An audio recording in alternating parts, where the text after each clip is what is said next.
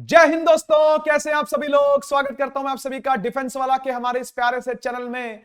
दोस्तों, शक्ति बैच के अंदर भाई आप लोग सब मचा रहे हो। मैं देखता हूं गदर कमेंट्स है भाई, आप लोगों के बहुत मोटिवेशन मिलता है हम सभी टीचर्स को, और आप सभी को भी उतना ही प्यार। दोस्तों, बहुत अच्छे से आप लोग की तैयारी चल रही है, ऐसी मैं उम्मीद करता हूं, है ना। और आप देखेंगे कि रिजल्ट जो है वो हम दोनों के फेवर में जाएंगे, ठीक है ना।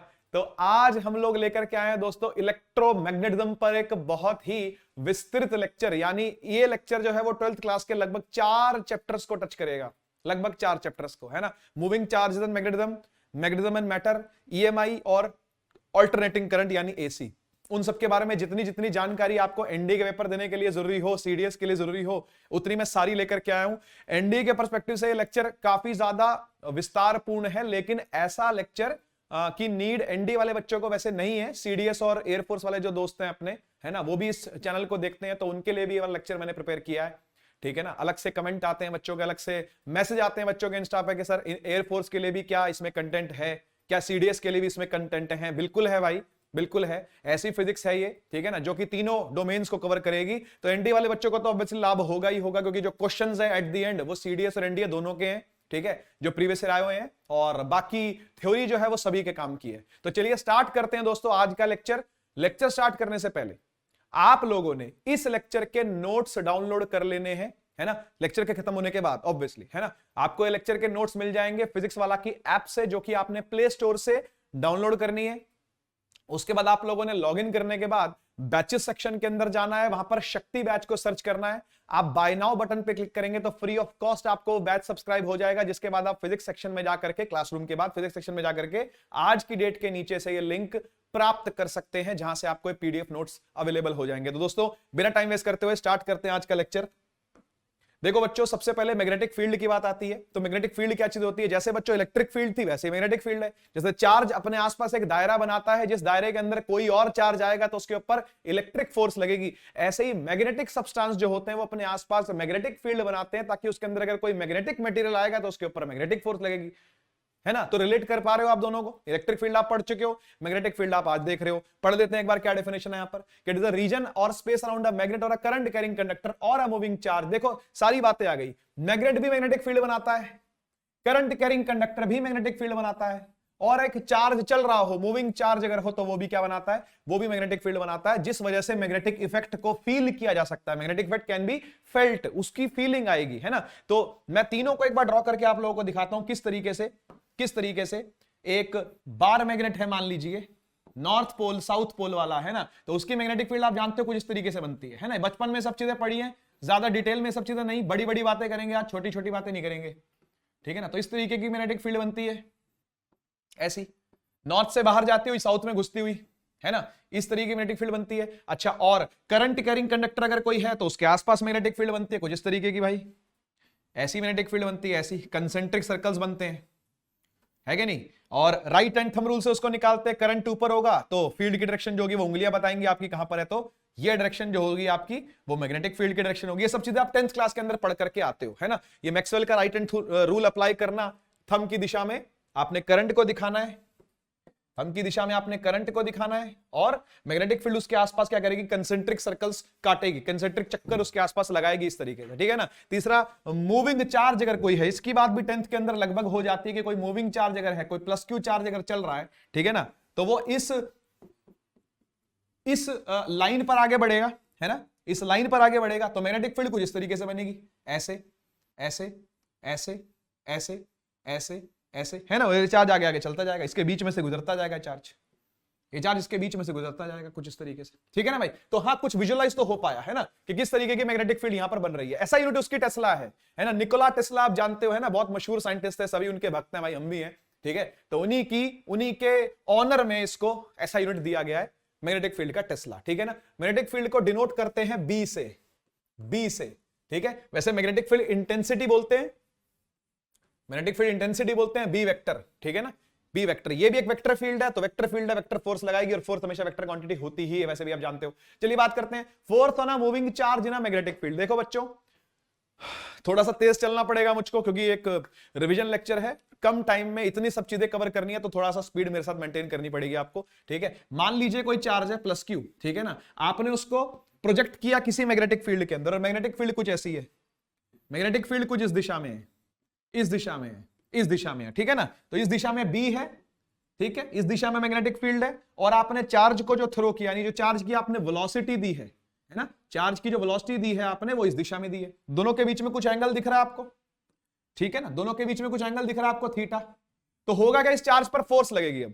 अब इस चार्ज पर क्या लगेगी, फोर्स लगेगी। अगर कोई चार्ज को आप मैग्नेटिक फील्ड में थ्रो करते हो तो उसके ऊपर फोर्स लगती है, और वो फोर्स ये होती है Q V B sine theta, Q V B sine theta. ये बात ध्यान रखना, किसी थीटा पर अगर आप फेंक रहे हो तो वो थीटा डिपेंडेंट है, फोर्स यहां पर थीटा पे भी डिपेंड कर रही है, चार्ज पे भी डिपेंड कर रही है, वेलोसिटी पे भी डिपेंड कर रही है, मैग्नेटिक फील्ड पे भी डिपेंड, यानी कितने फैक्टर हो गए, 4 फैक्टर हो गए, क्यू वी बी थीटा। कोई भी एक जीरो हुआ 4-0, कोई भी एक जीरो हुआ 4-0। चार्ज नहीं है, मान लो न्यूट्रल पार्टिकल फेंका आपने, कुछ नहीं होगा, सीधा निकल जाएगा ऐसे, इसी लाइन पर सीधा निकल जाएगा वो। अगर आपने कोई न्यूट्रल पार्टिकल फेंका है तो चार्ज ही नहीं है, वेलोसिटी नहीं है, वेलोसिटी नहीं है मतलब क्या, फेंका ही नहीं है, रख दिया ला करके चार्ज को, या लाके चार्ज को रख दिया तो पड़ा रहेगा, कुछ नहीं होगा उसको। जब तक वो चलना चालू नहीं होता तब तक उसके ऊपर मैग्नेटिक फोर्स लगनी चालू नहीं होगी, ठीक है ना। ये समझ गए बात को, इंटेंसिटी ऑफ मैग्नेटिक फील्ड ही नहीं है तो फोर्स कौन लगाएगा। ये तो चलो मजाक की बात हो गई। थीटा की बात करते हैं। थीटा भैया एंगल है किसके किसके बीच का, वी के और बी के। वी माने वेलोसिटी, बी माने मैग्नेटिक फील्ड के बीच का एंगल थीटा है। अगर आपने थीटा ही 0 कर दिया, माने आपने चार्ज को ऐसे ही फेंक दिया, इसके अलोंग फेंक दिया, अगर आपने इसके अलोंग फेंक दिया, या आपने एंटी पैरेलल फेंक दिया, ऐसे फेंक दिया, तो ये चुपचाप निकल जाएगा ऐसे, कोई फोर्स नहीं लगेगी, कोई फोर्स नहीं लगेगी, चुपचाप निकल जाएगा, ठीक है ना। अब इस फोर्स की डायरेक्शन क्या होती है, तो इसकी फोर्स की डायरेक्शन को निकालने का तरीका ये सबसे अच्छा है, ये सबसे अच्छा कि फोर्स जो मैग्नेटिक होती है वो V क्रॉस B से निकलेगी। क्रॉस प्रोडक्ट का मैंने आपको तरीका सिखाया हुआ है, किस तरीके से क्रॉस प्रोडक्ट आपने लगाना है, मैं फिर से सिखा रहा हूं, सीखो जरा। आपने V की तरफ उंगलियां रखनी है, सीधे हाथ की उंगलियां V की तरफ रखनी है, B की तरफ बंद कर देनी है, अंगूठा बताएगा फोर्स क्या लगेगी। V की तरफ उंगलियां रखी, B की तरफ बंद कर दी, ये देखो V cross B, V cross B, B इस तरफ है, V इस तरफ है, V क्रॉस B, हो गया क्रॉस। अंगूठा कहां जा रहा है मेरा, अंदर जा रहा है, तो फोर्स क्या लगेगी इसके ऊपर, अंदर लगेगी। यानी ये जो चार्ज पार्टिकल है कहां घुस जाएगा, ये अंदर घुस जाएगा। ये चार्ज पार्टिकल कहां चला जाएगा, ये into the board, into the page, into the sheet घुस जाएगा। यानी जो फोर्स की डायरेक्शन आएगी वो क्या आएगी, क्रॉस। क्रॉस डायरेक्शन होती है ना इनवर्ड्स, या इनवर्स लिख दे या क्रॉस लिख दे या इनटू द पेज लिख दो, इनटू द शीट, कोई दिक्कत नहीं है, क्रॉस चलता है वैसे यहां पर, ठीक है ना। अच्छा, इसी का दूसरा नाम लॉरेंट्ज फोर्स है। लॉरेंट्ज फोर्स दोनों का एडिशन होता है, अभी आएगा, दोनों का एडिशन होता है, ठीक है। अच्छा, अब ऐसा है भाई, किसी मैग्नेटिक फील्ड के अंदर मान लीजिए कोई मैग्नेटिक फील्ड है, ठीक है ना, मैग्नेटिक फील्ड की डायरेक्शन भी क्रॉस है, मैग्नेटिक फील्ड की डायरेक्शन भी क्या है, क्रॉस है, ठीक है। और आपने किसी पार्टिकल को फेंका, ये रहा वो पार्टिकल, ये रहा वो पार्टिकल प्लस क्यू, किसी V से अंदर घुस रहा है ये, ठीक है ना, किसी V से अंदर घुस रहा है, किसी सॉरी किसी मैग्नेटिक फील्ड के अंदर, ठीक है ना, V से घुस रहा है ये, किसी B मैग्नेटिक फील्ड में ये V से घुस रहा है। आप क्या करोगे, फोर्स देखोगे अब इसके ऊपर, है ना। तो ये ऐसे जा रहा है किसी V से, है ना, ऐसे जा रहा है V से, क्या B नीचे है ना, B तो अंदर है, B तो अंदर की तरफ है, क्रॉस में है फील्ड तो, है ना। तो आप ऐसे करोगे उंगलियों को, V इस तरफ, B इस तरफ, फोर्स लग रही है ऊपर, अंगूठा कहां आया, अंगूठा ऊपर आया, V इस तरफ, B इस तरफ, V क्रॉस B, फोर्स आई ऊपर की तरफ। यानी जब ये पार्टिकल अंदर घुस जाएगा, जब ये पार्टिकल अंदर घुस जाएगा तो इसके ऊपर फोर्स आएगी, और इसके ऊपर फोर्स किस डायरेक्शन में आएगी बेटा, ऊपर की दिशा में आएगी, ठीक है ना, अपवर्ड डायरेक्शन में फोर्स लगेगी। तो क्या होगा पता है, तो इसकी वेलोसिटी जो है ना वो घूमनी स्टार्ट हो जाएगी, इसकी वेलोसिटी बदलनी स्टार्ट हो जाएगी, क्योंकि फोर्स लगती है तो एक्सेलरेशन होता है, फोर्स लगती है तो एक्सेलरेशन होता है, और यहां तो सेंट्रीपिटल फोर्स लग रही है, सेंट्री की तरफ घूमता है ऐसे करके, तो पार्टिकल ऐसे घूमेगा, ऐसे ऐसे ऐसे ऐसे ऐसे, ठीक है ना। और बढ़ा देता हूं थोड़ी मैग्नेटिक फील्ड, थोड़ी मैग्नेटिक फील्ड और बढ़ा दिया है ऐसे, ठीक है ना। तो ये पार्टिकल क्या करने लगेगा, ये पार्टिकल गोल गोल गोल गोल घूमना शुरू कर देगा, ऐसे ऐसे, ठीक है ना। इस तरीके से इस पाथ पर गोल गोल गोल घूमना शुरू कर देगा, और हर बार फोर्स जो होगी वो कहां आ रही होगी, सेंटर की तरफ आ रही होगी, centric force, centric force, centripetal force, centripetal force. तो यहां पर जो ये मैग्नेटिक फील्ड है ना, जो ये मैग्नेटिक फील्ड है ना, जो इसने मैग्नेटिक फोर्स लगाई है ना, वो मैग्नेटिक फोर्स ही यहां पर सेंट्रीपिटल फोर्स का काम कर रही है। देखो सेंट्रीपिटल फोर्स जो है वो एक जनरल फोर्स है, कोई भी फोर्स सेंट्रीपिटल बन सकती है, समझ गए ना? सेंट्रीपिटल होने का तो एक गुण है केवल, समझते हो ना? जैसे जैसे मैं हूं भाई, मैं गाड़ी चलाऊंगा तो मुझे ड्राइवर कह सकते हो आप, मैं गाना गाऊंगा मुझे सिंगर बोल दो, मैं पढ़ा रहा हूं मुझे टीचर बोल दो, है कि नहीं? अलग अलग नाम हो सकते हैं ना, गुणवाचक संज्ञा है। ऐसी सेंट्रीपिटल फोर्स भी क्या है? गुणवाचक संज्ञा है। कोई भी फोर्स सेंट्रीपिटल बन सकती है, फ्रिक्शन भी सेंट्रीपिटल हो सकती है, टेंशन भी सेंट्रीपिटल हो सकती है, नॉर्मल भी सेंट्रीपिटल हो सकती है, यहां पर मैग्नेटिक सेंट्रीपिटल हो गई, क्या दिक्कत है? ठीक है ना? बढ़िया। तो अब इस सर्कुलर पाथ का रेडियस निकालना पूछा जाता है, ठीक है? तो ये सीधा फॉर्मूला उसका mv/qb, मैं ड्राइव करके नहीं दिखा रहा, ऐसे इजी है इसको ड्राइव करना, कोई मुश्किल नहीं है ना? mv/qb, मास इंटू वेलोसिटी ऊपर और b इंटू चार्ज नीचे, यानी मैग्नेटिक फील्ड इंटू चार्ज नीचे, ठीक है ना? मैग्नेटिक फील्ड और चार्ज का जो मैग्नीट्यूड है वो नीचे रखना है आपने, मास और वेलोसिटी जो ऊपर रखनी है चार्ज की। जो भी इस पार्टिकल का मास है वो ऊपर, वेलोसिटी ऊपर, मैग्नेटिक फील्ड नीचे, चार्ज नीचे, ठीक है ना? और यहीं से काइनेटिक एनर्जी के फॉर्मूले से ये v निकाला हुआ है ना? ये काइनेटिक एनर्जी है, आप जानते हो काइनेटिक एनर्जी होती है हाफ mv², 2 ऊपर जाएगा, है ना? अपॉन में m आ जाएगा, और ये v है तो इसको रूट में ले लिया ऐसे करके, है ना? √2k/m, है ना? √2k/m वहां लिख लिया इसको, ठीक है? m अंदर ले गए हैं तो ऐसे करके इसको √2m ke काइनेटिक एनर्जी है, और अपॉन में qb है, सेम टू सेम। डिनोमिनेटर तो वैसे का वैसा है, बस न्यूमरेटर को v² से पुट कर लिया, ठीक है ना? वहां से पुट कर लिया तो ये बन गया। ऐसे टाइम पीरियड भी निकाल लेते हैं, स्पीड इसकी v रहती है भाई, जिस स्पीड से फेंका है वो स्पीड चेंज होने वाली नहीं है, वो स्पीड चेंज होने वाली नहीं है, वो स्पीड चेंज होने वाली नहीं है, वो v स्पीड तो रहने ही वाली है, तो v स्पीड से गोल गोल घूम रहा है ये, ठीक है ना? तो speed upon distance is equal to speed into time, है ना? तो time is equal to distance upon speed करके यहां से टाइम निकाल लिया जाता है, ठीक है ना? टाइम निकाल लिया जाता है। तो टाइम पीरियड का फॉर्मूला है कि कितना टाइम पीरियड इसको लगेगा, कितना टाइम इसको लगेगा एक चक्कर काटने में, एक चक्कर काटने में कितना टाइम इसको लगेगा, दैट इज 2πm/qb, 2πm/bq, कुछ भी कह लो इसको। ये फ्रीक्वेंसी है, फ्रीक्वेंसी को न्यू से डिनोट करते हैं, न्यू से, है ना? वो 1 अपॉन टाइम पीरियड होता है, यानी आपने इसी को रेसिप्रोकल कर देना है, जो टाइम है इसी को रेसिप्रोकल कर दे, 2πm नीचे आ गया, bq ऊपर चला गया, क्योंकि न्यू होता है 1/t, न्यू होता है 1 अपॉन टाइम पीरियड, बस आपने क्या कर दिया, रेसिप्रोकल कर दिया इसको, खत्म, ठीक है ना? Where symbols have their usual meanings, सही बात है। If a charge particle is moving in the direction of the magnetic field then it experience no force, ये मैं आपको बता चुका हूं। अगर चार्ज पार्टिकल उसी दिशा में चले, जिस दिशा में मैग्नेटिक फील्ड है, यानी दोनों के बीच में एंगल क्या हो जाए, 0 हो जाए, तो कोई फोर्स नहीं लगेगी, कोई फोर्स नहीं लगेगी। आगे बढ़ते हैं।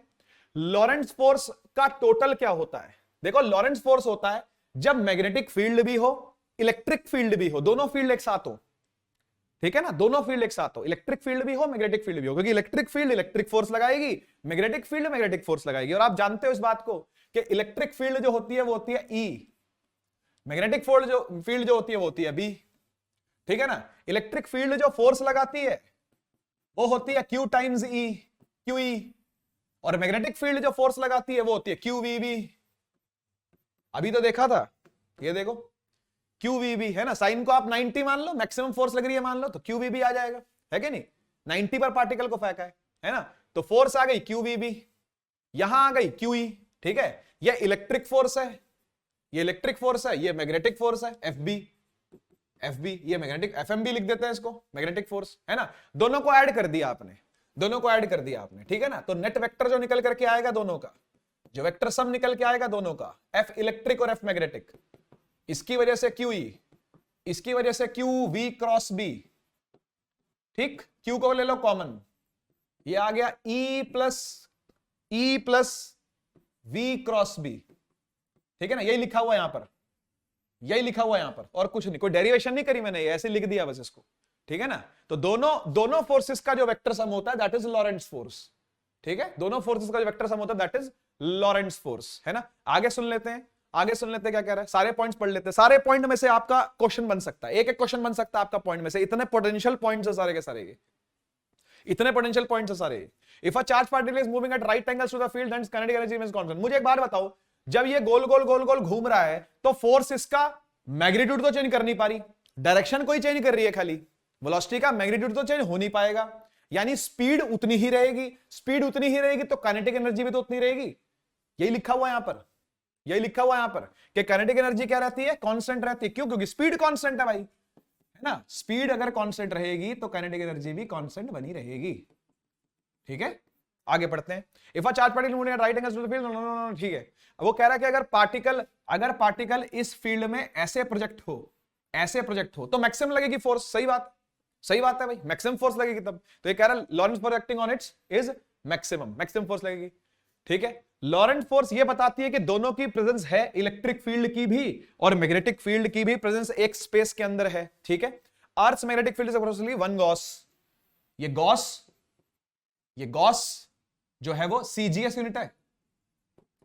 ठीक है, Gauss is the CGS unit. ठीक है, फ्लक्स की।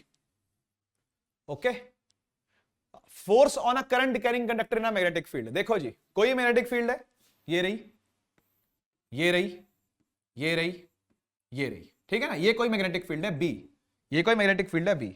इस बार क्या किया, पहले तो चार्ज पार्टिकल फेंका था ऐसे, पहले तो चार्ज पार्टिकल ऐसे फेंका था किसी वी वेलोसिटी से, हाँ कि ना। पहले थीटा एंगल पर किसी पार्टिकल को प्रोजेक्ट किया था, लेकिन अब हम एक वायर को रखेंगे। ठीक है, जिस वायर में आई करंट चल रहा हो। ठीक है, वायर को रखेंगे जिस वायर में आई करंट चल रहा हो, और वायर की लेंथ इधर से लेके इधर तक ही लेंगे जहां तक फील्ड है। ये बात ध्यान रखना, बच्चे क्या करते हैं, टोटल लेंथ ले लेते हैं इधर से लेके इधर तक की। टोटल लेंथ नहीं होती बेटा, जितनी लेंथ फील्ड में घुसी हुई है केवल उसी लेंथ पर फोर्स लगती है। ये बात ध्यान रखना, ठीक है ना। जितनी लेंथ उस वायर की फील्ड के अंदर होगी, जिसको इफेक्टिव लेंथ बोलते हैं, ठीक है ना, इफेक्टिव लेंथ बोलते हैं, उसी पर फोर्स लगेगी, पूरी लेंथ पर फोर्स नहीं लगती। ठीक है, तो यहां से लेके यहां तक की ही लेंथ जो है वो आपके काम की है, यहां से लेके यहां तक की जो लेंथ है वही आपके काम की है। बात समझ में आई? ठीक है, तो अब देखो, इस करंट कैरिंग वायर पर जब इसको मैग्नेटिक फील्ड में रखा जाता है तो इस पर भी एक फोर्स लगती है, वो फोर्स भी मैग्नेटिक फोर्स ही है। ठीक है ना, देखो मैग्नेटिक फोर्स कहां कहां लग रही है, मैग्नेटिक फोर्स मैग्नेटिक मटेरियल्स पर लगती है, यानी बार मैग्नेट पर, है ना, चार्ज पार्टिकल पर, उस पर फेंका था उस पर फोर्स लगी थी, है ना। यहां पर करंट कैरिंग कंडक्टर पर, इस पर भी क्या लगेगी, फोर्स लगेगी। ठीक है ना, तो जो फोर्स होती है ये होती है आई इंटू डीएल क्रॉस बी। ठीक है, जिसको आप लोग खोल लेते हो अगर तो ढंग से, तो ऐसे खुल जाता है, B I L sine theta, BIL sine theta, ऐसे करके याद रखते हैं बच्चे इसको। ठीक है, BIL sine theta, B I L sine theta. B मतलब मैग्नेटिक फील्ड कितनी है, आई का मतलब करंट कितना है, एल का मतलब इफेक्टिव लेंथ कितनी है, और साइन थीटा का मतलब ये एंगल कितना है दोनों के बीच में। ठीक है ना, करंट के आइडियल एलिमेंट लेते हैं यहां पर, वो बहुत डिटेल में चला जाऊंगा मैं, यहां आइडियल एलिमेंट लेते हैं। ठीक है ना, इसका बी के साथ, इसका बी के साथ, ठीक है, एंगल देखते हैं, तो दैट इज वो एंगल साइन थीटा है। ठीक है, तो यहां पर लिखा हुआ है B is the intensity of magnetic field, I is the current in the conductor, B is the length, नहीं इफेक्टिव लेंथ बोलना चाहिए, effective length of the conductor, L है ये। ठीक है ना, theta is the angle between the length of the conductor and the direction of the magnetic field. ठीक है ना, तो यहां से भी सारी बातें वो सच हो रही हैं जो चार्ज पार्टिकल के लिए सच हो रही थी। क्या क्या क्या क्या कि अगर आपने वायर को ऐसे रखा है तो मैक्सिमम फोर्स आएगी, है ना। अगर ये थीटा 90 हो गया तो या साइन 90 रखोगे, साइन 90 बनाएगा, तो एफ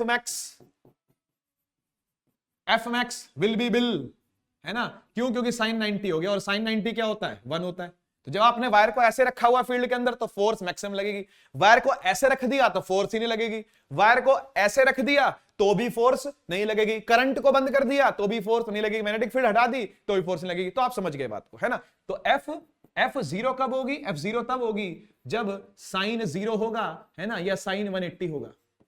ठीक है, साइन 180 और साइन 0 पर क्या होगा, फोर्स 0 होगा। बढ़ते हैं आगे। नेक्स्ट आया Biot Savart law, Biot Savart law, T silent है, बायो सेवर्ट लॉ। ठीक है ना, दो भाई हैं, दो दोस्त हैं, जो दो साइंटिस्ट हैं, दो कंपेनियंस हैं बेसिकली, है ना। उन दोनों ने मिलकर के क्या दिया, उन दोनों ने मिलकर के मैग्नेटिक फील्ड निकालने का तरीका दिया due to a current carrying conductor. अभी तक जो मैग्नेटिक फील्ड थी वो गिवन थी पहले से, है ना, एक्सटर्नल मैग्नेटिक फील्ड, जगह जगह लिखा हुआ है, पीछे आप पढ़ोगे जगह जगह लिखा हुआ है एक्सटर्नल मैग्नेटिक फील्ड। लेकिन ये मैग्नेटिक फील्ड की वैल्यू कितनी है, कोई करंट कैरिंग वायर अगर मैग्नेटिक फील्ड बना रही है तो कितनी बना रही है, कितने डिस्टेंस पर देखें कि कितनी वैल्यू है उसकी।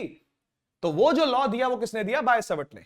ठीक है ना, BSL बोलते हैं इसको शॉर्ट में, BSL। ठीक है, शॉर्ट में क्या लॉ था ये लॉ ये है, ये लॉ ये कहता है कि भाई ये कोई वायर है, ये देखो ये कोई वायर है, ठीक है ना, इसके अंदर करंट चल रहा है I, ठीक है, इसमें करंट चल रहा है I। कहते हैं करंट तो एक स्केलर क्वांटिटी होती है, ठीक बात है। तो यहां पर ना आप एक करंट एलिमेंट मान लो ताकि कुछ वेक्टर में मिल जाए आपको, तो इसको कह दिया जाता है आइडियल एलिमेंट। क्या बोल देते हैं, ideal element, I into DL, DL मतलब छोटी सी लेंथ ले लिया आपने, तो इसको बोलते हैं करंट एलिमेंट। छोटा सा करंट एलिमेंट ले लिया ताकि वेक्टर से और डायरेक्शन से कुछ समझ में आए अपने को, है ना। करंट की खाली डायरेक्शन भी हो, करंट का खाली मैग्नीट्यूड भी हो, तब भी वो वेक्टर नहीं बन सकता है कि नहीं। तो इसलिए डीएल की लेंथ उसके साथ क्या ले ली, मल्टीप्लाई ले ली, ठीक है। उससे उससे किसी थीटा एंगल पर, ठीक है ना, उस आइडियल एलिमेंट से किसी थीटा एंगल पर, ठीक है, एक आर वेक्टर ले लिया। आर वेक्टर बोलते हैं पोजीशन वेक्टर को, है ना। यहां पर डिस्प्लेसमेंट वेक्टर भी कह सकते हो उसको, अगर आपको ये वाली पोजीशन पता है तो, है ना। तब ये क्या बन जाएगा, तब ये डिस्प्लेसमेंट वेक्टर बन जाएगा, है ना। तो वहां से आपको पी तक आपको मैग्नेटिक फील्ड पता करनी है कितनी होगी, पी पॉइंट पर कितनी होगी। डायरेक्शन तो आप बचपन से निकाल रहे हो, डायरेक्शन देखो क्या है, कुछ नहीं है, देखो ऊपर जा रहा है अंगूठा, फील्ड जा रही है अंदर, यानी यहां जो फील्ड बनेगी वो क्रॉस में बनेगी। ये बात आपको बचपन से पता है, फील्ड जो आएगी वो तो क्रॉस में आएगी, है ना। ये देखो फिर से देखो, मैक्सवेल का राइट हैंड थंब रूल लगा रहा हूं, ऊपर की तरफ अंगूठा, अंदर जा रही है उंगली, तो क्रॉस में फील्ड आएगी, है ना। जो यहां बी आएगी that is in cross direction, that is in inwards direction, इसमें कोई शक नहीं है, इसमें कोई शक नहीं है, बढ़िया, है ना। लेकिन वो अब होगी कितनी, डायरेक्शन की तो कोई दिक्कत नहीं, डायरेक्शन तो अपन निकाल लेंगे, 50 तरीके डायरेक्शन निकालने के, मैग्नीट्यूड तो निकाल, ठीक है ना, मैग्नीट्यूड निकाल। तो उसके लिए बीएसएल दिया गया, और बीएसएल क्या कहता है, बीएसएल कहता है कि भाई इतनी मैग्नेटिक फील्ड होगी, इतनी मैग्नेटिक फील्ड होगी, कितनी होगी, डीबी, यानी जो मैग्नेटिक फील्ड यहां बनेगी, है ना, छोटी सी बनेगी ना, छोटे से एलिमेंट ने बनाई है तो फील्ड भी छोटी सी होगी, छोटे से एलिमेंट ने बनाई है तो फील्ड भी छोटी सी होगी, तो फील्ड है डीबी, डीबी बराबर म्यू नॉट अपॉन 4 पाई। ये म्यू नॉट क्या होता है, ये होता है 4 पाई इंटू 10 की पावर -7, ठीक है। Permeability of free space, permeability, permeability का मतलब होता है कितना अलाउ कर रहे हो, एक होती थी परमिटिविटी, एक होती है परमिएबिलिटी। ये परमिएबिलिटी है, मैग्नेटिज्म के अंदर परमिएबिलिटी पड़ जाती है, इलेक्ट्रिक के अंदर परमिटिविटी पड़ जाती है, बहुत डिटेल में नहीं जा सकता, ठीक है, कोई नहीं। तो ये होती है परमिटिविटी ऑफ फ्री स्पेस, है ना, permeability of free space, permeability of free space, permeable, है ना, कितना परमिएबल है जो मैग्नेटिक फील्ड है वो, और ये कांस्टेंट वैल्यू होती है, इसकी आपको चिंता नहीं करनी, 4 पाई इंटू 10 की पावर -7 फिक्स है, ठीक है। फिर क्या आया, आई आया, माने कितना करंट है, डीएल, ये छोटा सा एलिमेंट, बाद में कभी इंटीग्रेट कर लेंगे इसको, है ना, साइन थीटा, ये वाला एंगल, क्योंकि भाई हो सकता है आप आज पॉइंट यहां ले रहे हो, कल आपका मन करे पॉइंट यहां लेने का, परसों मन करे पॉइंट यहां लेने का, इसी से यहां देखने का, इसी से यहां देखने का, इसी से यहां देखने का, इसी से इसके सामने यहां देखने का, कहीं भी मन हो सकता है हमारा मैग्नेटिक फील्ड देखने का, तो है कि नहीं। तो एंगल क्या होंगे, हर बार अलग अलग होंगे, ठीक बात।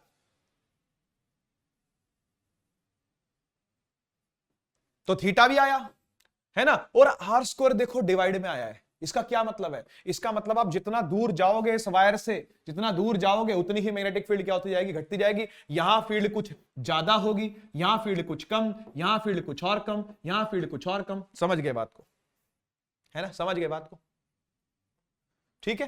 तो आर स्क्वायर नीचे आ गया। इसी को वेक्टर फॉर्म में लिखना हो अगर, तो आप ऐसे लिखोगे DB vector is equal to I DL vector cross R vector, और एक आर ऊपर चढ़ा दिया तो एक आर नीचे ही मल्टीप्लाई होगा, है ना। आर से मल्टीप्लाई डिवाइड बेसिकली आपने कर दिया, तो डीएल क्रॉस आर हो गया, है ना। तो अब आपको डीबी अगर निकालना है तो आपको डीएल क्रॉस आर पता होना चाहिए, है ना। क्या पता होना चाहिए आपको, डीएल क्रॉस आर पता होना। अब डीएल क्या है, डीएल ये है, देखो दिस इज डीएल, है ना, ये डायरेक्शन है डीएल की, और आर की तरफ बंद कर दो, डीएल की तरफ खोला सीधा हाथ, डीएल की तरफ खोला, आर की तरफ बंद कर दिया, अंगूठा जा रहा है अंदर, अंगूठा जा रहा है अंदर, DL cross R, cross product की डायरेक्शन ऐसी निकाली जाती है ना, डीएल ऊपर आर अंदर, अंगूठा जा रहा है अंदर की तरफ, वो देखो अंदर की तरफ मैग्नेटिक फील्ड है। समझ गए कि नहीं समझ गए, DL cross R, DL cross R की ही डायरेक्शन होगी डीबी की डायरेक्शन, डीएल क्रॉस आर की ही डायरेक्शन होगी डीबी की डायरेक्शन। तो डीएल ऊपर है, आर ऐसे है, तो डीबी अंदर जा रहा है, ये देखो डीबी अंदर जा रहा है, डीबी क्रॉस में है। क्या बात समझ में आ गई, ठीक है ना। बढ़ते हैं आगे, ओके। कुछ पर्टिकुलर केसेस है भाई, अगर इनफाइनाइटली लॉन्ग वायर होगी, मतलब ऐसे कोई वायर है, यहां से भी इंफिनिटी है और यहां से भी बहुत बहुत लंबी वायर है, उससे किसी आर डिस्टेंस पर, उससे किसी आर डिस्टेंस पर अगर आप क्या देख रहे हो, फील्ड देख रहे हो कि यहां पर जो फील्ड है वो कितनी है, तो वो यहां से निकल जाएगी, mu naught I by 2 pi are.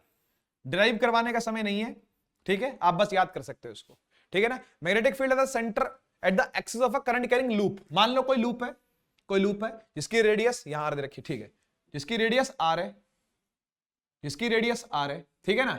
उस लूप के एक्सिस पर, ये उसका एक्सिस होगा, ये उसकी एक्सिस होगी, है ना, उससे एक्स डिस्टेंस पर, सेंटर से एक्स डिस्टेंस पर यहां कितनी मैग्नेटिक फील्ड होगी, ठीक है ना। इसमें करंट चल रहा है, इसमें करंट चल रहा है ऐसे, इसमें ऐसे करंट चल रहा है, तो यहां पर मैग्नेटिक फील्ड कितनी होगी, है ना, उस दिशा में होगी मैग्नेटिक फील्ड जितनी भी होगी, सबकी लग करके आएगी तो नेट फील्ड जो बनेगी वो उस दिशा में बनेगी, बी नेट जो होगा वो इस डायरेक्शन में होगा, है ना, बी नेट इस डायरेक्शन में होगा, ठीक है, तो वो कितना होगा, वो कितना होगा ये बताना है आपने, है ना, तो वो यहां से वहां से ये निकल जाएगा, ठीक है, पूरी डेरिवेशन आती है इसकी भी लंबी चौड़ी, ठीक है ना, तो mu naught N I, N का मतलब होता है नंबर ऑफ टर्न्स, इस लूप के टर्न कितने हैं, ये लूप के टर्न्स कितने हैं, दैट इज एन, आई मतलब करंट कितना है, आर का मतलब ये रेडियस कितनी है ना, और अपॉन में 2 R square plus X square की power 3/2, R square plus X square, है ना, ये एक्स हो गया की पावर 3/2, ये लेना है आपने, ठीक है, हाँ, नंबर ऑफ कॉइल्स अगर n है तो n से मल्टीप्लाई कर दिया बस यहां पर, और कुछ नहीं किया, ठीक है, बढ़ते हैं आगे, इंपॉर्टेंट फॉर्मूला है भाई सारे, ओके, अब अगर आपको लूप के सेंटर पे निकालना है, मान लो आपने x डिस्टेंस पर देखा तो ये फॉर्मूला था, x डिस्टेंस पर देखा तो ये फॉर्मूला था, ठीक है ना, और आपने सेंटर पे ही निकालना, सेंटर पे निकालने का मतलब आप इसको कम करते जा रहे हो, करते जा रहे हो, करते जा रहे हो, करते करते क्या कर दिया, 0 कर दिया, किसको, x को, है ना, ये डिस्टेंस आप कम करते गए, करते गए, करते करते कितना कर दिया, x को 0 कर दिया, है ना, तो x को यहां देखो 0, x 0, और यहां पर आप x 0 पुट कर लो जरा, इधर पे x आप 0 पुट कर लो, जैसे आप x 0 पुट करोगे ये आंसर आ जाएगा, म्यू नॉट I/2r, ठीक है ना, n का मतलब नंबर ऑफ टर्न्स है, ठीक है, तो अगर नंबर ऑफ टर्न्स 1 है तो b हो जाएगा mu naught I/2r, mu naught I/2r, तो कोई भी लूप हो बेटा, अगर ध्यान से सुनना, कोई भी अगर लूप हो जिसमें करंट आई है, उसके सेंटर पर आप मैग्नेटिक फील्ड अगर देख रहे हो, due to this loop centre पर अगर आप मैग्नेटिक फील्ड देख रहे हो तो उसकी वैल्यू इतनी होगी, ठीक है, तो उसकी वैल्यू इतनी होगी, ठीक है, और डायरेक्शन देखनी हो तो लो, अभी लो डायरेक्शन, तो क्या दिक्कत है, ये देखो यहां करंट ऊपर है, यहां करंट ऊपर है, क्रॉस, देख रहे हो उंगलियां कहां जा रही है मेरी, क्रॉस में, है ना, तो यहां जो फील्ड बनेगी वो ऐसी बनेगी क्रॉस में, ठीक है, तो ये ध्यान रखो, जब क्लॉकवाइज करंट होता है, जुगाड़ दे रहा हूं, ये जुगाड़ दे रहा हूं, ले लो, जब क्लॉकवाइज करंट होता है तो इनवर्ड्स, सेंटर पर इनवर्ड्स फील्ड बनते हैं, जब एंटी क्लॉकवाइज करंट होता है, ठीक है ना, जब एंटी क्लॉकवाइज करंट होता है, ठीक है, तो डॉट बनती है, तो डॉट डायरेक्शन आती है, ठीक है, तो ध्यान रखना भाई इस बात का, ओके, अच्छा, अब सोलेनॉइड की फील्ड, तो वैसे तो एम्पियर सर्किटल लॉ से निकलती है सोलेनॉइड की फील्ड, सोलेनॉइड ऐसा होता है, सोलेनॉइड ऐसा होता है ना, देखा होगा आपने सोलेनॉइड, ऐसा सोलेनॉइड होता है, उसकी फील्ड ऐसी होती है 12 मिनट जैसी, ऐसी, ठीक है ना, 12 मिनट जैसी फील्ड होती है उसकी, ऐसी ऐसी ऐसी, यहां से घूम के ऐसे आती है और ऐसे घुस जाती है इसके अंदर, यहां भी ऐसी होगी, यहां से भी ऐसे आएगी और ऐसे घुस जाएगी, ठीक है ना, तो सेंटर पर मैग्नेटिक फील्ड इतनी होती है, अंदर कहीं भी देख लो, यहां यहां यहां यहां यहां यहां यहां यहां यहां इतनी मैग्नेटिक फील्ड होती है, लेकिन आप जैसे ही बाहर निकल गए आधी हो जाएगी, आधी हो जाएगी, जैसे ही आप यहां निकल गए ना, इधर आ गए या इधर आ गए तो b/2 हो जाएगा, b/2, दोनों तरफ b/2, और इधर तो होती नहीं, यहां तो b0 होता है, जस्ट ऊपर और जस्ट नीचे होती नहीं, अंदर होती है म्यू नॉट ni, बाहर निकलते म्यू नॉट ni/2, ठीक है ना, और जो n/l लिखा हुआ है कैपिटल N होना चाहिए, कोई बात नहीं, कोई बात नहीं, it is capital N, capital N का मतलब होता है नंबर ऑफ टर्न्स, ठीक है, नंबर ऑफ टर्न्स, ओके, और ये देखो ये लिखा, small n is equal to n/l, असल में जो स्मॉल n है ना, ये number of turns per unit length होता है, कितने लेंथ में, यानी नंबर डेंसिटी देख रहे हो आप, लूप डेंसिटी कितनी है, लूप डेंसिटी पर यूनिट लेंथ, एक पर्टिकुलर लेंथ में कितने लूप ज्यादा है ना, जैसे मान लो एक सोलेनॉइड ऐसा है, एक सोलेनॉइड ऐसा है और एक सोलेनॉइड ऐसा है, कौन सा अच्छा मानोगे, कौन सा अच्छा मानोगे, तो ये वाला अच्छा मानेंगे हम, इसकी फील्ड जो होगी वो ज्यादा रिटेंटिव होगी, ज्यादा फंसी हुई फील्ड होगी इसकी, है ना, ज्यादा अच्छी फील्ड बनेगी, ठीक है ना, तो स्ट्रॉन्ग मैग्नेटिक फील्ड इसकी होगी, इसमें लीकेज ज्यादा होगी, इसके अंदर मैग्नेटिक फील्ड की लीकेज ज्यादा होगी या लीकेज कम होगी, ठीक है ना, तो जो बनना चाहिए वो पास पास बनना चाहिए, ठीक है ना, जो सोलेनॉइड बनना चाहिए कैसा बनना चाहिए, पास पास बनना चाहिए, पास पास कॉइल होना चाहिए, तो पर यूनिट लेंथ ज्यादा नंबर ऑफ टर्न्स होने चाहिए, है ना, देखो उतनी ही लेंथ में यहां पर 1 2 3 4 5 6 7 8 9 10 है मान लो, है ना, उतनी ही लेंथ में यहां पर 3 है सिर्फ, समझ रहे हो, तो ये अच्छा नहीं है, ये सोलेनॉइड अच्छा नहीं है ना, पर यूनिट लेंथ ज्यादा लूप होने चाहिए, तो इसलिए n/l लिखा हुआ है यहां पर, ठीक है ना, स्मॉल n को कंसिडर किया जाता है, small n is number density, ये देखो स्मॉल n नंबर डेंसिटी, फिर उस नंबर डेंसिटी को n/l पुट किया हुआ, n/l, तो दोनों फॉर्मूले आपको दिखा रखे यहां पर के क्या है, ठीक है, नेक्स्ट आता है कि भाई मान लो ये एक वायर है बेटा, ये एक वायर है, ये अपनी फील्ड बना रही होगी, ये वायर अपनी फील्ड बना रही होगी, देखो जरा, ये मैक्सवेल का राइट हैंड थंब रूल लगा रहा हूं, अंगूठा ऊपर है, फील्ड ऐसे है ना, तो ये क्रॉस में फील्ड बना रही होगी यहां ऐसे, तो भाई उस क्रॉस वाली फील्ड से ये I2 वायर भी घिरी हुई है, हाँ कि ना। ये जो I2 वायर है इसके ऊपर तो क्रॉस फील्ड पड़ रही है, सही बात है यार, सही बात है। तो मुझे एक बात बताओ, इस I2 वाली वायर के लिए ये जो फील्ड बनी है, इस फील्ड का नाम मैं B1 रख देता हूं, क्योंकि ये फील्ड जो वो इसने बनाई है, ये जो फील्ड है, ये जो ये क्रॉस वाली फील्ड है वो इसने बनाई है, तो इस फील्ड का नाम भाई B1 होना चाहिए, है ना, क्योंकि फील्ड बनाई किसने, I1 ने बनाई, किस पे, I2 पे।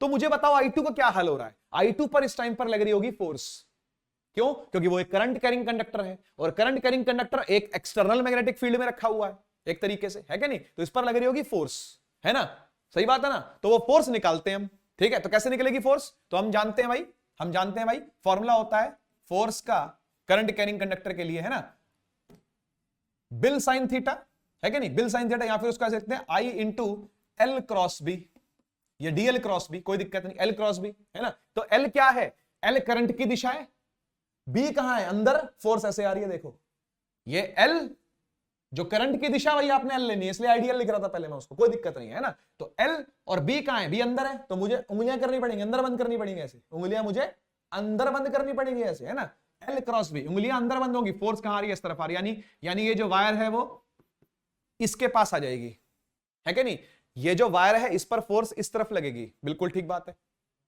बिल्कुल ठीक बात है। अब जरा इस वायर का सोचो क्या हाल हो रहा होगा, क्यों, क्योंकि भाई ये भी तो है ना, ये भी तो प्रेजेंट है ना, तो ये भी इस पर क्या बनाएगी, फील्ड बनाएगी। आओ दिखाएं जरा, देखो ये वायर है, करंट जा रहा है ऊपर, करंट जा रहा है ऊपर, फील्ड आ रही होगी ऐसे बाहर डॉट में, समझ रहे हो, तो यहां पर सब जगह जो फील्ड होगी वो डॉट में होगी, dot dot dot, outward field आ रही है। उंगलियां देखे मेरी कैसी है, उंगलियां देखे, ये देखो करंट ऊपर है, फील्ड बाहर आ रही है, तो इस तरफ फील्ड बाहर आएगी, इस तरफ फील्ड अंदर जाएगी, यहां से घूम के पीछे से बाहर आएगी, है कि नहीं, तो यहां जो फील्ड होगी वो आउटवर्ड होगी, आउटवर्ड्स मैग्नेटिक फील्ड होगी, ठीक है ना। इस आउटवर्ड मैग्नेटिक फील्ड में जो कि B2 फील्ड है ना, जो कि B2 फील्ड है, उसके अंदर एक I1 करंट की वायर है, एक I1 करंट की वायर है, ठीक है ना। आइए देखें कि किस तरफ उस पर भी फोर्स लगेगी, आइए देखें किस तरफ इस पर भी फोर्स लगेगी। बेटा एल क्रॉस बी करना है, एल किस तरफ है, ऊपर की तरफ, बी कहां है, बाहर की तरफ है, बी कहां है, बाहर की तरफ है, एल ऊपर बी बाहर, फोर्स लग रही है ऐसे, यानी इस पर फोर्स लगेगी इस तरफ। अब ये दोनों वायर आपस में ज्वाइन हो जाएंगी, ये दोनों वायर क्या हो जाएंगी आपस में ऐसे ज्वाइन, ये इस तरफ बढ़ेगी इस तरफ बढ़ेगी, दोनों वायर क्या हो जाएंगी, ज्वाइन हो जाएंगी, और ये दोनों जो वायर्स हैं, है ना, ये जो फोर्स लगा रही हैं, इस फोर्स को पर यूनिट लेंथ निकाला जाता है, क्योंकि कितनी भी लंबी वायर हो सकती है ना, ये वाली वायर L1 लेंथ की हो सकती है, ये वाली वायर L2 लेंथ की हो सकती है, क्यों, अलग अलग लेंथ हो सकती है ना, इसलिए फोर्स पर यूनिट लेंथ निकालना यहां पर ज्यादा उचित है, ठीक है ना, ज्यादा बुद्धि समझ में आती है ना, हमारी बुद्धि ज्यादा समझ पाती है फोर्स पर यूनिट लेंथ को, ना कि फोर्स को यहां पर, ठीक है ना, फोर्स पर यूनिट लेंथ को ना कि फोर्स को, ठीक है। तो इसलिए ये जो निकल करके आता है फॉर्मूला, वो निकल के आता है mu naught I1 I2 upon में 2 पाई r, ठीक है ना, क्योंकि ये जो डिस्टेंस दोनों के बीच का वो r है, ठीक है। तो आप जब यहां पर BIL sin थीटा से करोगे इसको, तो ये निकल करके आएगा, पूरी डेरिवेशन करके नहीं दिखा रहा मैं आपको, है ना, लेकिन आपको याद रखना पड़ेगा, ठीक है। फोर्स पर यूनिट लेंथ क्या बोलते हैं, फोर्स पर यूनिट लेंथ, वो कितनी आती है, mu naught I1 I2 by 2 pi r, mu naught I1 I2 by 2 pi r, mu naught I1 I2 by 2 pi r, ठीक है ना। म्यू नॉट क्या है, permeability of free space, 4 pi into 10 की पावर -7, दिखाया था आपको मैंने वैल्यू को। I1 करंट इस वायर में, I2 करंट इस वायर में, दोनों के बीच का डिस्टेंस क्या है, r है, ठीक है। If the current flowing through the conductor is in same direction then the force of attraction acts between them, ठीक है, ये बात बिल्कुल सही है भाई। देखो जब दोनों वायर में करंट सेम दिशा में चले तो दोनों एक दूसरे को अट्रैक्ट करती हैं, मैंने अभी करके दिखाया आपको ये, ठीक है ना, अभी मैंने हाथों से करके दिखाया कि भाई इधर और इधर क्या कर रही है, दोनों एक दूसरे को अट्रैक्ट कर रही है, ठीक है ना। ऐसे ही अगर एक वायर में करंट ऊपर जा रहा है और एक में नीचे जा रहा है, तो दोनों रिपेल करती हैं बेटा एक दूसरे को, ये आप खुद करके देखना, ये वाली वायर उसको उधर धक्का मारेगी, ये वाली वायर उसको इधर धक्का मारेगी, ठीक है ना। तो जब करंट ऑपोजिट डायरेक्शन में होगा तो रिपल्शन होगी, करंट सेम डायरेक्शन में होगा तो अट्रैक्शन होती है, ठीक है। नेक्स्ट आता है एम्पियर्स सर्किटल लॉ, ACL बोलते हैं इसको, ठीक है। एम्पियर भाई साहब ने दिया था ये ACL, ठीक है। अभी तो खास इसका ज्यादा कुछ यूज है नहीं, अगर आप सीधे सीधे फॉर्मूले याद करके जा रहे हो तो मतलब क्या ही करोगे फिर ACL को सीख करके, लेकिन कोई बात नहीं है तो सीख लेते हैं। ये होता है कि लाइन इंटीग्रल अगर मैग्नेटिक फील्ड का हम लें किसी क्लोज लूप के अबाउट, लाइन इंटीग्रल का मतलब क्या होता है, देखो देखो मान लो ये कोई करंट है, ये कोई करंट कैरिंग वायर है, ठीक है, मैं आपको लेके दिखाई देता हूं, एक बी डॉट डीएल कैसे लेते हैं वो लेके दिखा देता हूं मैं आपको, ठीक है ना। देखो एक कोई वायर है जिसमें आई करंट चल रहा है, एक कोई वायर है जिसमें आई करंट चल रहा है, ठीक है ना।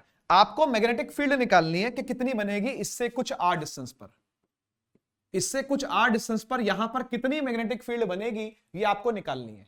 तो सजेस्ट ये किया जाता है कि आप बायट सेवर्ट लॉ लगा सकते हो, बीएसएल बोलते हैं जिसको, या फिर आप एम्पियर सर्किटल लॉ यानी एसीएल भी लगा सकते हो, ठीक है ना। तो आप यहां पर एसीएल लगा के देखो अब कैसे निकलेगा ये, ठीक है। हम क्या करेंगे, हम एक एम्पीरेंस लूप मानेंगे, क्या मानेंगे, एम्पीरेंस लूप, एम्पियर्स लूप भी बोल देते हैं उसको, कभी कभी एम्पीरियन लूप भी बोलते हैं। तो एक एम्पीरियन लूप मानेंगे हम इसके आसपास कुछ ऐसा कुछ ऐसा कुछ ऐसा, ठीक है ना, ये सर्कुलर, ठीक है, सर्कुलर एम्पीरेंस लूप मानेंगे कैसा, सर्कुलर, ठीक है ना। तो इस वायर को जो घेर रहा होगा, जो इस वायर को क्या कर रहा होगा, एनक्लोज कर रहा होगा, है ना, जो इस वायर को क्या कर रहा होगा, एनक्लोज कर रहा होगा, ऐसा एक एम्पीरियन लूप हमने क्या करा, इमेजिन करा। जैसे मान लो ये वायर है, इसके आसपास एक लूप ऐसे क्या कर लिया, इमेजिन कर लिया। जैसे गॉस लॉ के अंदर हम सरफेस इमेजिन कर रहे थे ना, यहां पर हम लूप लेंथ इमेजिन करते हैं, बेसिकली कुछ लेंथ का, कुछ पेरीमीटर वाला मामला इमेजिन करते हैं। यहां पर हमने क्या इमेजिन कर लिया, एक सर्कल इमेजिन कर लिया, है ना, जो किसके आसपास है, एक वायर के आसपास है, जिससे सारा डिस्टेंस आ रही है ना। सर्कल होगा तो यार डिस्टेंस सब जगह से सेम होगा ना, ये भी डिस्टेंस आ रहा है, ये भी डिस्टेंस आ रहा है, ये भी डिस्टेंस आ रहा है, समझ गए बात को। तो हम जानते हैं कि जो इसकी फील्ड होती है वो कुछ ऐसी होती है ना, ऐसी फील्ड भी ऐसी होती है इसकी, ये दिशा, है ना, यहां से क्रॉस में फील्ड होती है, यहां ऐसे, यहां ऐसे, यहां ऐसे, है ना, इस तरीके से इसकी मैग्नेटिक फील्ड होती है। ये बी है, यहां डॉट में आ जाएगी, बाहर निकल के आ जाएगी फील्ड ऐसे बी, यहां भी बी, यहां भी, है ना, बी ऐसे घूम रही होगी इसके आसपास, है कि नहीं, मैग्नेटिक फील्ड इसके आसपास ऐसे घूम रही होगी, ठीक है। तो आपने क्या करना है, आपने बी डॉट डीएल करना है।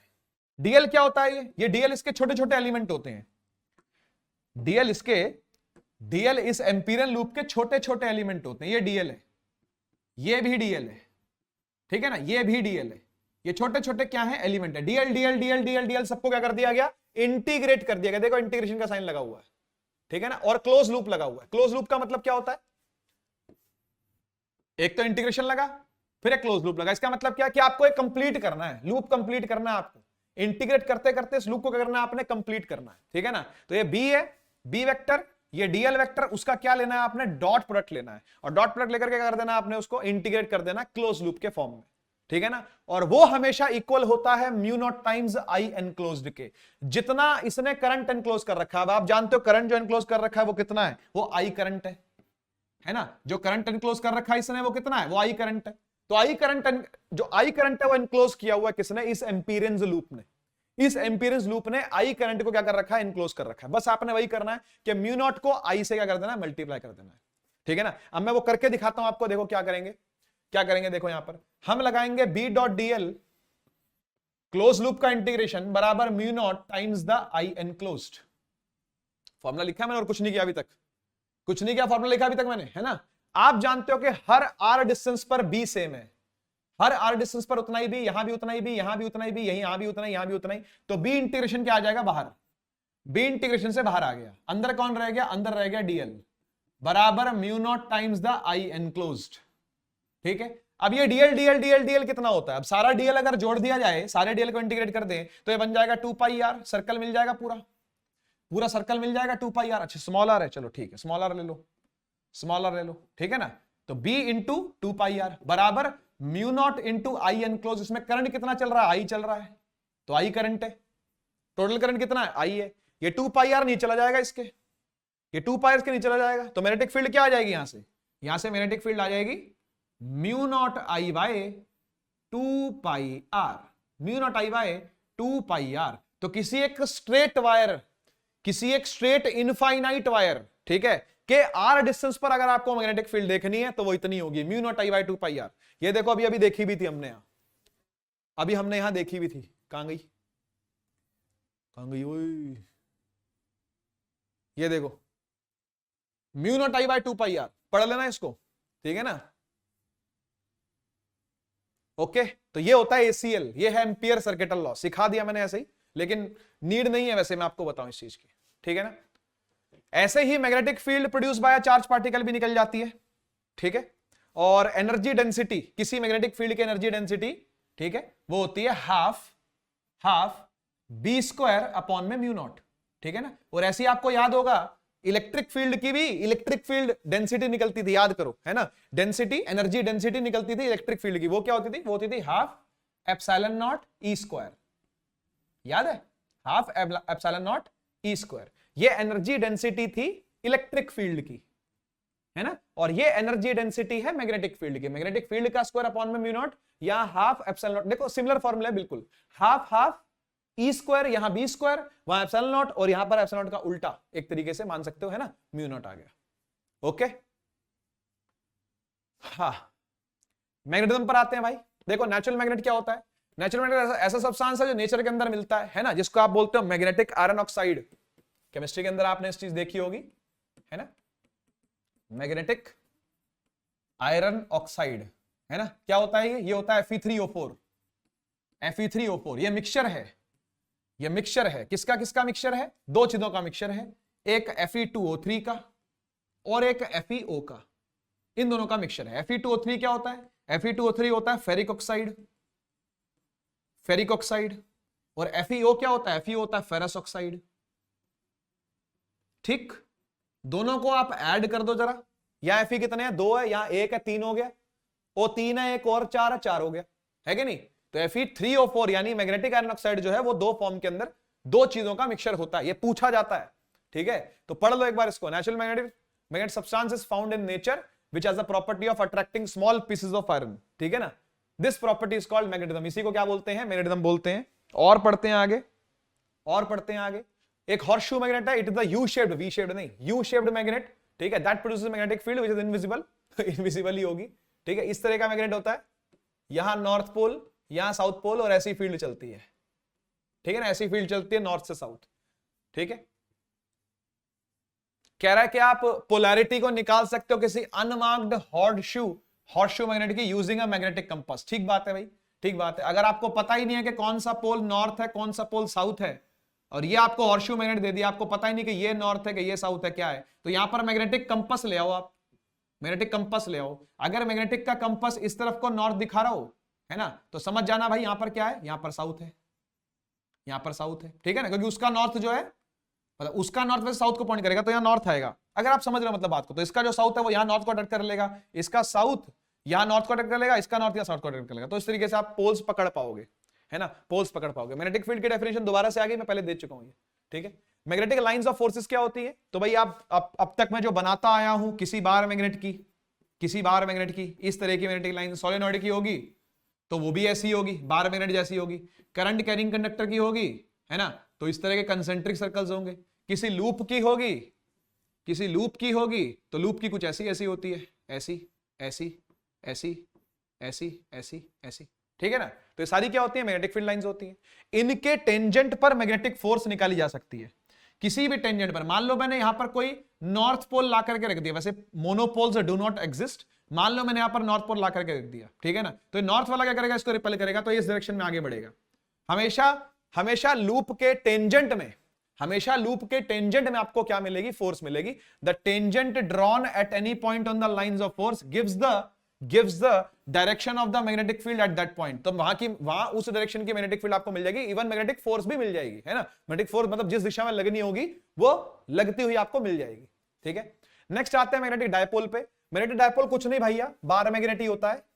अलग अलग तो कर नहीं सकते दो पोल्स को हम, ये तो आप जानते ही हो, अलग अलग तो कर नहीं सकते हम दो पोल्स को, है ना। तोड़ेंगे नए पोल निकल के आ जाएंगे, दो पोल टूटेंगे नए दो पोल बन जाएंगे, है कि नहीं। यहां से अगर मैं इसको तोड़ दूं, यहां से अगर मैं इसको तोड़ दूं तो क्या होगा, तो क्या होगा, ऐसे ऐसे और ऐसे ऐसे नए पोल निकल के आ जाएंगे, है कि नहीं। ऐसे काट दूं अगर मैं तो भी कोई फर्क नहीं पड़ेगा, तो ये बार में पतला हो जाएगा, बस ऐसा हो जाएगा, पतला हो जाएगा। तो ये नॉर्थ साउथ और ये नॉर्थ साउथ, ठीक है, ठीक है ना। लेकिन एक चीज है, एक चीज है जिसमें फर्क आएगा, एक चीज है जिसमें फर्क आएगा ये सब करने से, और वो चीज पता क्या है, वो चीज है मैग्नेटिक मोमेंट। क्या बोलते हैं उसको, मैग्नेटिक मोमेंट, उसी को पढ़ रहे हैं हम यहां पर, उसी को पढ़ रहे हैं हम यहां पर। देखो यार, एक चीज होती है जिसको बोलते हैं मैग्नेटिक डायपोल मोमेंट, ठीक है ना, magnetic moment, magnetic dipole moment, M vector, ये भी वेक्टर क्वांटिटी होती है, एम वेक्टर, ठीक है ना। और ये होता क्या है, ये होता है M, this small M is magnetic pole strength, देखो लिखा हुआ है ना। एम क्या होता है, ये होता है मैग्नेटिक पोल स्ट्रेंथ, मतलब जो आपका मैग्नेट है वो कितना तगड़ा है, ठीक है ना, उसको बोलते हैं मैग्नेटिक पोल स्ट्रेंथ। जैसे आप चार्ज का मैग्नीट्यूड देखते हो ना, देखो चार्ज का डायपोल कैसा था, चार्ज का डायपोल कैसा था, ये था प्लस क्यू चार्ज, ये था माइनस क्यू चार्ज, इसकी वैल्यू कितनी होगी, इसकी वैल्यू कितनी होगी, है ना, कुछ कुछ मैग्नीट्यूड होते थे चार्जेस के, ऐसे यहां पर मैग्नेटिक पोल्स के कुछ कुछ वैल्यूज होती हैं जिसको बोलते हैं मैग्नेटिक पोल स्ट्रेंथ। क्या बोलते हैं, मैग्नेटिक पोल स्ट्रेंथ। तो मैग्नेटिक पोल स्ट्रेंथ की कुछ कुछ वैल्यू होगी, वो ये रही, वो ये रही। 12 क्या है, 12 इसके बीच की सेपरेशन है, दिस इज 12, ये पूरा 12 है, मतलब आधा आधा एल ले लेते हैं ऐसे करके, कुछ ऐसे ही मान रखा है, मतलब इसको 12, कोई दिक्कत नहीं है। बेसिकली आप ये समझो ये सेपरेशन है, जैसे जैसे मैग्नेटिक, जैसे इलेक्ट्रिक डायपोल क्या होता था, इलेक्ट्रिक डायपोल होता था चार्ज इंटू डिस्टेंस, है ना, चार्ज इंटू बीच का डिस्टेंस। ऐसे ही magnetic dipole, magnetic dipole movement क्या होती है, ये हो गया प्लस एम, ये हो गया माइनस एम, जिसको आप नॉर्थ पोल के नाम से जानते हो, इसको आप साउथ पोल के नाम से जानते हो, ठीक है ना। तो ये एम जो होगा वो क्या होगा, वो होगा इसका पोल स्ट्रेंथ, है ना, किसी भी एक की पोल स्ट्रेंथ और दोनों के बीच का डिस्टेंस एमडी, दोनों के बीच का डिस्टेंस, यहां से लेके यहां तक डिस्टेंस। तो इस डिस्टेंस को 12 बोला हुआ, क्या दिक्कत है, यहां 12 बोला हुआ इसको, ठीक है ना। तो आपने जब मैग्नेट को बीच में से काटा, ध्यान से समझना, आपने जब मैग्नेट को बीच में से काटा तो छोटे छोटे मैग्नेट बन गए, है ना, यानी ये एल एल रह गया। पहले क्या था, पहले 12 डिस्टेंस था, है ना, अब क्या रह गया, एल एल रह गया। तो भाई मैग्नेटिक मोमेंट जो है वो आधी नहीं हो जाएगी। यहां जो मैग्नेटिक मोमेंट है, समझना बेटा, यहां जो मैग्नेटिक मोमेंट है वो है m इंटू 12, यहां जो मैग्नेटिक मोमेंट होगी वो होगी m इंटू एल, है ना, ये स्मॉल m है ना, और ये बीच की लेंथ तो ml, ठीक है। अच्छा, अब मैंने इसको आधा आधा ऐसे काट दिया, ठीक है ना, इसकी एक्सियल एक्सिस पर से इसको काट दिया, मैग्नेट को एक्सियल एक्सिस से मैंने काट दिया, तो मैग्नेट पतले पतले हो जाएंगे, ऊपर वाला अलग पतला, नीचे वाला अलग पतला। तो मुझे एक बात बताओ, यहां लेंथ तो नहीं आधी हुई, लेंथ तो उतनी है, ये देखो लेंथ तो ये भी 12 है, लेंथ तो ये भी 12 है, लेकिन भाई मैग्नेटिक पोल स्ट्रेंथ तो आधी हो गई ना, आधा m ऊपर चला गया, आधा m नीचे, यानी यहां m/2 आ गया प्लस का, यहां माइनस का m/2 आ गया, यहां प्लस का m/2 आ गया, यहां माइनस का m/2 आ गया। समझ रहे हो ना बात को, ठीक है ना। तो यहां भी क्या होगा, यहां भी मैग्नेटिक मोमेंट आधी हो गई, है ना। यहां क्या लिखोगे आप, यहां लिखोगे m/2 इंटू 12, 2 से 2 कट गया, ml आ गया, यहां भी देखो ml था, यहां भी देखो ml है। तो आप बार मैग्नेट को बीच में से काटो या बार मैग्नेट को ऐसे काटो, है ना, जैसे समझ गए ना ऐसे काटो या ऐसे काटो, ठीक है ना। तो मैग्नेटिक मोमेंट तो आधी होनी है, मैग्नेटिक मोमेंट तो हाफ होनी है, अब समझ लो इस चीज को, ठीक है। तो magnetic moment is a vector quantity, is directed along the axis of the dipole, for uniform magnetic field lines of force must be parallel to each other, ठीक है, ये सारी बातें ओके है, ओके। अब अर्थ्स मैग्नेटिज्म पर आते हैं। देखो भैया, देखो भैया, ये अर्थ है ना, ये अर्थ है, ओके, अच्छी नहीं बनी, ये गोला है जो अर्थ है ना। तो अब होता क्या भैया, गोले का ये जो हिस्सा होता है ऊपर वाला, इसे बोलते हैं जियोग्राफिकल नॉर्थ पोल, जीएन, ठीक है ना, जियोग्राफिकल नॉर्थ पोल, जीएन। इसे बोलते हैं जियोग्राफिकल साउथ पोल, जीएस, ठीक है ना, जियोग्राफिकल नॉर्थ, जियोग्राफिकल साउथ, ठीक है। ऐसे ही ये जो लाइन होती है ये वाली, है ना, इसे बोलते हैं इक्वेटर, इसे क्या बोलते हैं, इक्वेटर, है ना, इक्वेटर है ना, ये इक्वेटर है ना। तो इसका नाम होता है जियोग्राफिकल इक्वेटर, ठीक है, जियोग्राफिकल इक्वेटर, ओके। और ये जो एक्सिस पास हो रही है इसमें से, ये जो एक्सिस पास हो रही है इसमें से, ठीक है ना, इसे बोलेंगे जियोग्राफिकल एक्सिस, ठीक है। ये सब ज्योग्राफी की बातें चल रही हैं, ये सब ज्योग्राफी की बातें, इस जिस धुरी पर ये घूम रहा होगा, है ना, जिस एक्सिस पर ये अर्थ घूम रही होगी, जो इसका नॉर्थ साउथ पोल है, उसकी बात कर रहा है, तो वो ज्योग्राफिकल एक्सिस है, ठीक है। ऐसे ही आपको क्या करना है पता है, आपको एक प्लेन बनाना है, यहां पे क्या बनाना है, प्लेन। प्लेन का मतलब हो गया कि आपने इसको काटना है, एक ऐसा चक्कू लगाना है इसके अंदर जो इस एक्सिस के अलोंग कटे, जो इस धरती को दो पार्ट्स में क्या कर दे, तोड़ के अलग कर दे। जस्ट इमेजिन, जस्ट इमेजिन आपने एक ऐसा कार्डबोर्ड गाड़ दिया इसके अंदर, है ना, एक ऐसी पत्ती गाड़ दी इसके अंदर, 2D पत्ती, 2 डायमेंशनल पत्ती गाड़ दी ऐसी, जिस वजह से ये क्या हो गया, आधा हो गया। ठीक है ना। तो आपने क्या करना है, आपने ये करना है, ठीक है, कि इस तरीके से एक ऐसा, ठीक है, और ऐसा। अब आधा इसके पीछे जा रहा होगा, जस्ट इमेजिन, जस्ट इमेजिन भाई, जस्ट इमेजिन, है ना, ऐसा और ऐसा, आधा इसके पीछे जा रहा होगा ऐसे करता हुआ।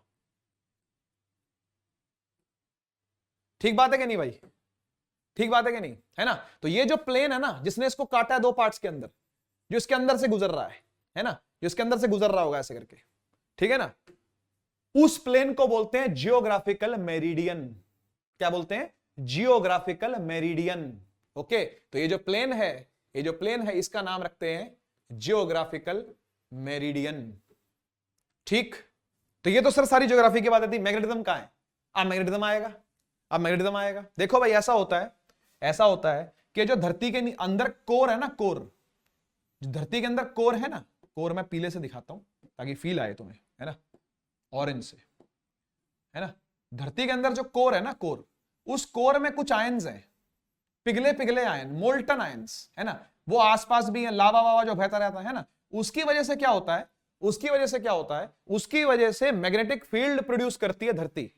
ठीक है ना, मैग्नेटिक फील्ड प्रोड्यूस करती है धरती। और वो जो मैग्नेटिक फील्ड प्रोड्यूस होती है, वो जो मैग्नेटिक फील्ड प्रोड्यूस होती है, उस मैग्नेटिक फील्ड के चलते जो नॉर्थ पोल आता है वो नीचे आता है। माने ज्योग्राफिकल साउथ के बगल में नॉर्थ पोल आता है मैग्नेट का, यानी कुछ ऐसा, और थोड़े से टेढ़े एंगल पर आता है, ये कुछ इस तरीके का मैग्नेट बनता है, कुछ इस तरीके का मैग्नेट बनता है। तो ज्योग्राफिकल साउथ के बगल में आता है मैग्नेटिक नॉर्थ, मैग्नेटिक नॉर्थ, और ज्योग्राफिकल नॉर्थ के बगल में आता है मैग्नेटिक साउथ। ये सच्चाई है, ये फैक्ट आया है। ठीक है ना भाई। तो जो मैग्नेटिक फील्ड आएगी वो कुछ ऐसी आएगी, मैग्नेटिक फील्ड जो निकलेगी वो ऐसे निकलेगी, ऐसी ऐसी ऐसी।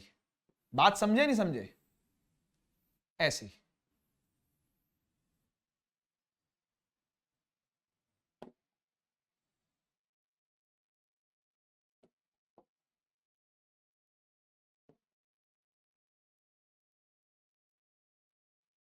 ऐसी, ठीक है ना, ठीक है ना। इस तरीके की क्या आएगी, मैग्नेटिक फील्ड आएगी।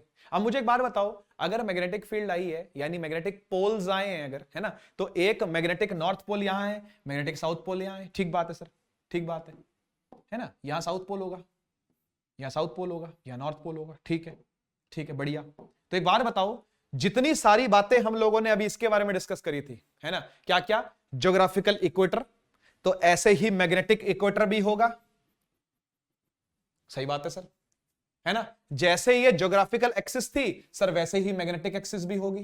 बिल्कुल ठीक बात है सर। जैसे इस प्लेन ने धरती को दो भागों में काटा था, है ना, उस प्लेन का नाम हमने ज्योग्राफिकल मेरिडियन रखा था, ऐसे ही हम इसके अलोंग अगर इसको काटे, तो अगर इसके अलोंग अगर हम एक ऐसे गत्ता लगा देते जो इसको दो भागों में बांट देते तो उसको बोलेंगे मैग्नेटिक मेरिडियन।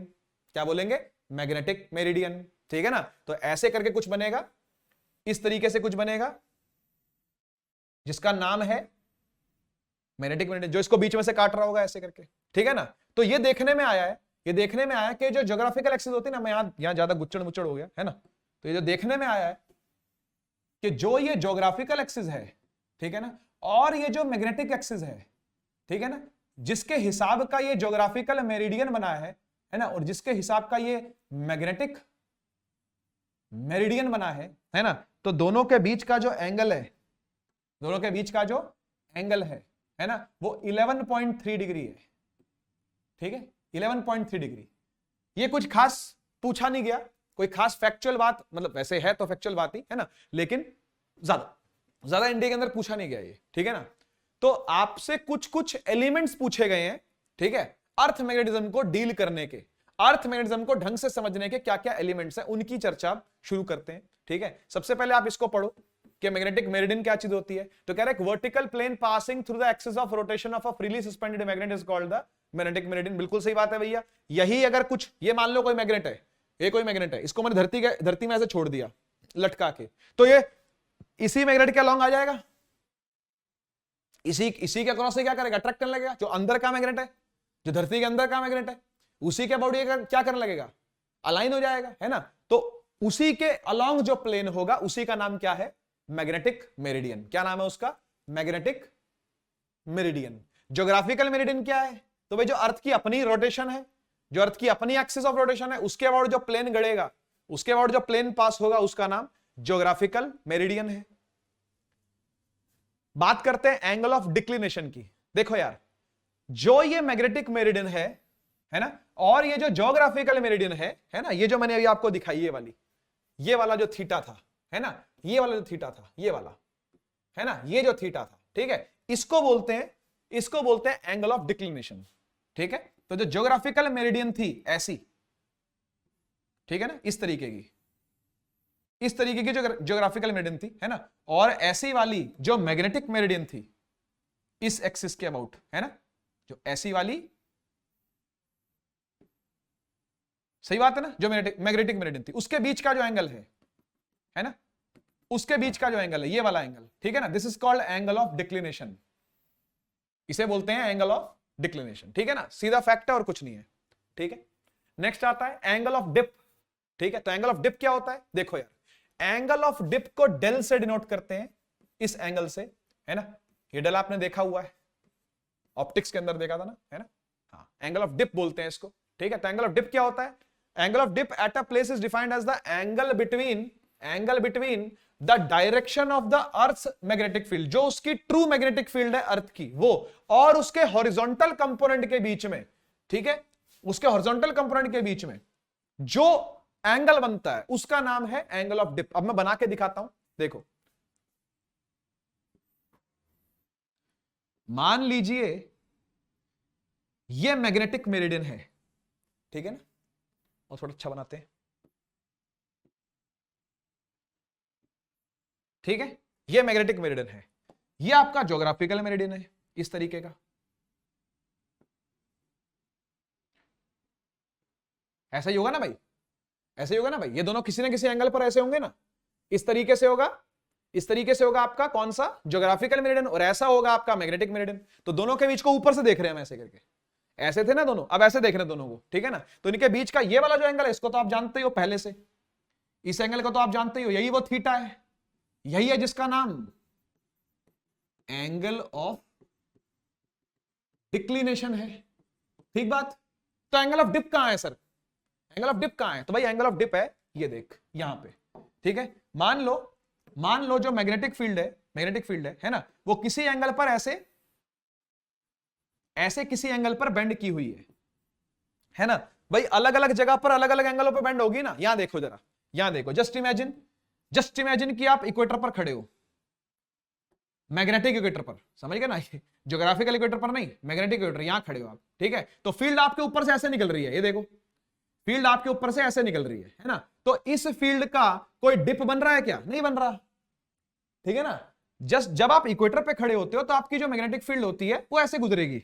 अब यहां से देखो जरा, यहां से देखो, वो ऐसे गुजरेगी, इस तरीके से गुजरेगी, कोई एंगल नहीं बनेगा उसका, ठीक है ना, बिल्कुल सर के ऊपर से निकलेगी ऐसे करके, वो बिल्कुल सर के ऊपर से निकलेगी ऐसे, है ना, बिल्कुल ऐसे निकलेगी वो। और आप इमेजिन करो कि आप अगर इक्वेटर पे खड़े हो तो, हाँ इक्वेटर पर तो हो गया, पोल पर खड़े हो तो, हम मान लो यहां खड़े हो आप, यहां खड़े हो, तो फील्ड कैसी आएगी, फील्ड ऐसी आएगी, फील्ड ऐसे आएगी पीछे से, है ना, फील्ड ऐसे आएगी पीछे से, है कि नहीं। तो फील्ड यहां पर ऐसे आ रही होगी, इस तरीके से, ये डायरेक्शन में फील्ड होगी, बोलो हाँ, है ना, इस डायरेक्शन में फील्ड होगी। तो यहां पर तो हॉरिजॉन्टल से 90 डिग्री एंगल बन रहा है ना, यहां तो हॉरिजॉन्टल से 90 डिग्री एंगल है, और यहां पर हॉरिजॉन्टल के ही अलॉन्ग मैग्नेटिक फील्ड है ना। तो इसीलिए ये जो डायरेक्शन मैं दिखा रहा हूं आपको, ठीक है ना, ये जो डायरेक्शन मैं आपको दिखा रहा हूं, ठीक है, ये तब है, ये वाली तब है ना, जब आप इक्वेटर पे खड़े हो, एट इक्वेटर, तब ये हाल होगा, है ना। और यहां पर ये कब होगा, जब पोल पर हो गया आप, तब 90 डिग्री बन रहा होगा। पोल पर तो ऐसे फील्ड आ रही होगी ऊपर से, ऐसे ऊपर से फील्ड आ रही होगी, आप ऐसे देख रहे होगे, फील्ड ऐसे बरस रही होगी आपके ऊपर, है ना, बारिश जैसे बरसती है ऐसे फील्ड ऊपर से बरस रही होगी, कब, जब पोल पे खड़े हो तब। और जब इक्वेटर पे खड़े हो तो ऐसे जैसे हवाई जहाज ऊपर से निकलता है ऐसे फील्ड निकलेगी, सही बात है ना।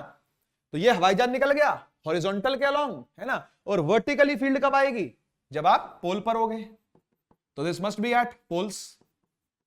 और अदरवाइज क्या होगा, आप कहीं और खड़े हो तो क्या होगा, ये देखो, ये देखो, कहीं और खड़े हो जाते हैं हम, कहीं और खड़े हो जाते हैं, इधर खड़े हो जाते हैं, इस जगह पे खड़े हो जाते हैं, ठीक है। तो यहां देखो, यहां देखो, हॉरिजॉन्टल से कुछ ना कुछ एंगल बन रहा है कि नहीं, ये हॉरिजॉन्टल होगा, ये हॉरिजॉन्टल होगा, वहां से कुछ ना कुछ एंगल बन रहा है, that is angle of dip. इसी को डेल बोलते हैं, इसी का नाम डेल है, ठीक है ना, यही एंगल ऑफ डिप है। तो कोई ना कोई एंगल ऑफ डिप बनेगा, और पोल्स पर आप समझ रहे हो जो एंगल ऑफ डिप होगा वो 90 डिग्री होगा, है ना, angle of dip 90 degree. Equator पर एंगल ऑफ डिप 0 डिग्री, ठीक है। और किसी आर्बिट्ररी एंगल पर कुछ तो एंगल ऑफ डिप होगा ना भाई, है ना, यहां कुछ तो डिप होगा ना, तो ये वो डेल होगा। कुछ समझ में आया, है ना, ये वो डेल होगा।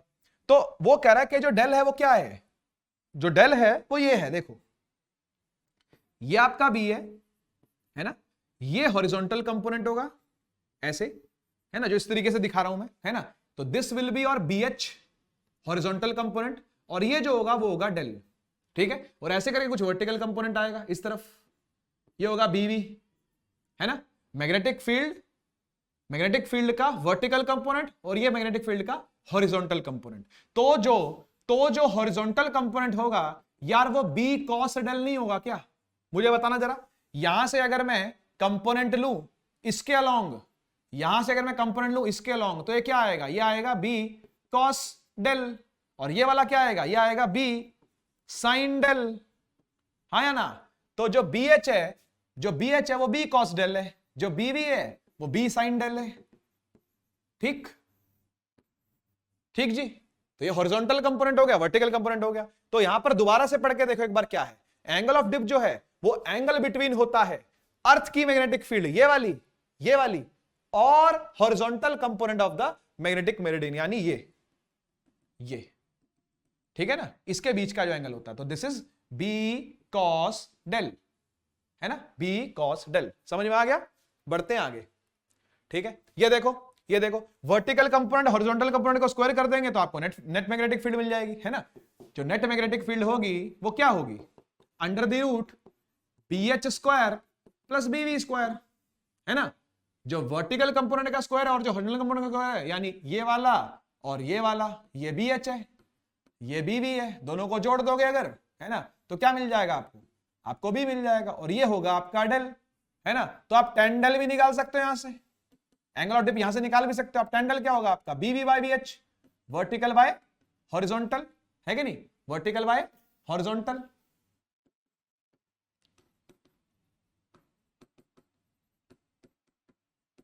ठीक, तो डेल आ जाएगा क्या, tan inverse B V by B H, है ना। तो एक तरीके से ये भी आपका रिवाइज हो गया भाई, ठीक है ना। ये देखो यहां इसको डेल लिखना चाहिए था, बावला ये थीटा लिखा हुआ है, डेल लिखा होना चाहिए था, ये एंगल ऑफ डिप है, ठीक है। बढ़ जाएंगे, चलो अब मैग्नेटिक सब्सटेंसेस की बात कर लेते हैं कुछ ऐसे ही, ठीक है ना।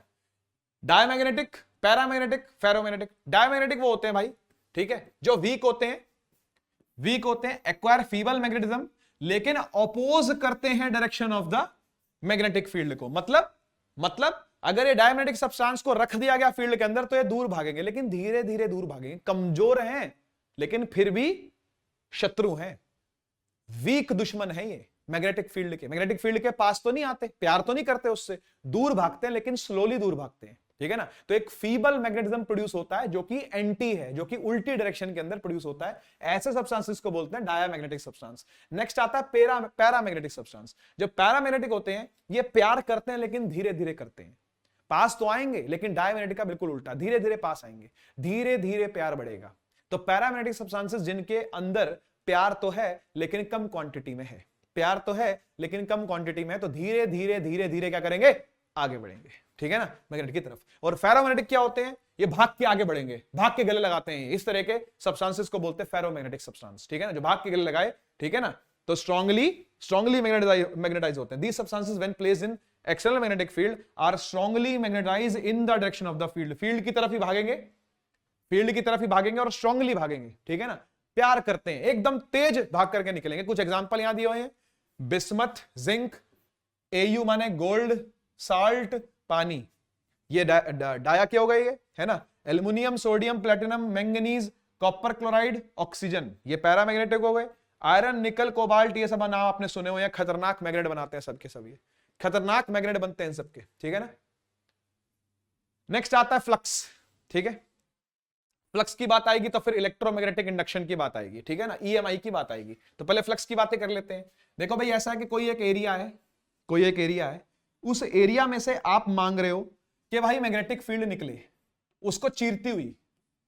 जैसे इलेक्ट्रिक फ्लक्स था, याद करो, बताया था मैंने आपको इलेक्ट्रिक फ्लक्स, है ना। ऐसे ही same to same magnetic flux है, फाई बी, और फाई बी होता है B dot A, B dot A खोलेंगे तो क्या खुलेगा, B A cos theta, B A cos theta. हाल फिलहाल ए और बी का एंगल 0 है, क्योंकि एरिया वेक्टर जो कि आउटवर्ड नॉर्मल होता है, ऐसा है ना, एरिया वेक्टर इज आउट, ये सब बातें मैं आपको इलेक्ट्रिक फील्ड में बता चुका हूं यार डिटेल में, है ना। ये आउटवर्ड नॉर्मल होता है, आउटवर्ड नॉर्मल होता है, तो ए और बी के बीच में अभी तो एंगल 0 है, दिख रहा होगा आपको, एंगल 0 है, तब तो फ्लक्स मैक्सिमम आएगा, तब तो बाई फ्लक्स मैक्सिमम आएगा। लेकिन अगर ये कुछ ऐसे ही हुआ तो, ये कुछ ऐसे हुआ तो, ऐसे, और फील्ड निकले ऐसे,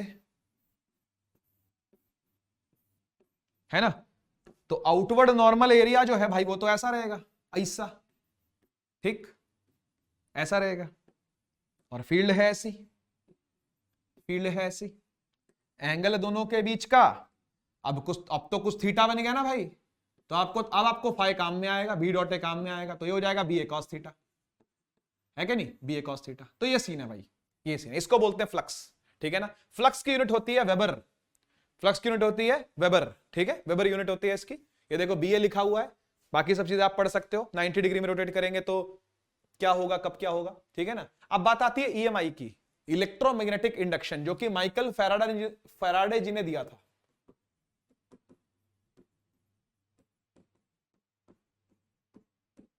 माइकल फैराडे, ठीक है, नाम था साइंटिस्ट का, जिन्होंने दिया था, है ना, जिसको बोलते हैं प्रिंसिपल ऑफ इलेक्ट्रोमैग्नेटिक इंडक्शन, ठीक है ना। इट स्टेट्स दैट कि जब कभी भी मैग्नेटिक फ्लक्स को आप चेंज करोगे, magnetic flux linked with a close circuit, ठीक है ना, को क्या किया जाएगा, यहां ध्यान से देखना जरा, अब बहुत इंपॉर्टेंट बात है, अब बहुत इंपॉर्टेंट बात है, ठीक है।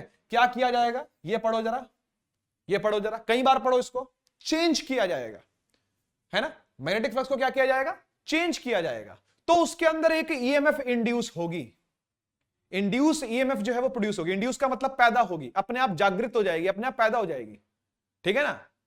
तो ये कब तक पैदा होती रहेगी, ये जो ईएमएफ पैदा हुई है, ये जो वोल्टेज पैदा हुई है, ये जो करंट पैदा होने के लिए जो पहले के प्रोसेसेस होते हैं वो सारे हो रहे हैं ना, ईएमएफ पैदा हो रही है तो करंट पैदा होगा, है कि नहीं। तो ये जो ईएमएफ वगैरह पैदा हो रही है कब तक पैदा होती रहेगी, बोला तब तक पैदा होती रहेगी जब तक फ्लक्स लगातार चेंज करता रहे, लगातार फ्लक्स क्या करता रहे, चेंज करता रहे। ये देखो, ये देखो, ड्यू टू दिस करंट, ठीक है, this EMF lasts only so long as the change in flux lasts, जब तक फ्लक्स में चेंज चलता रहेगा तब तक ईएमएफ जो है वो चलती रहेगी। पढ़ लो एक बार अच्छे से।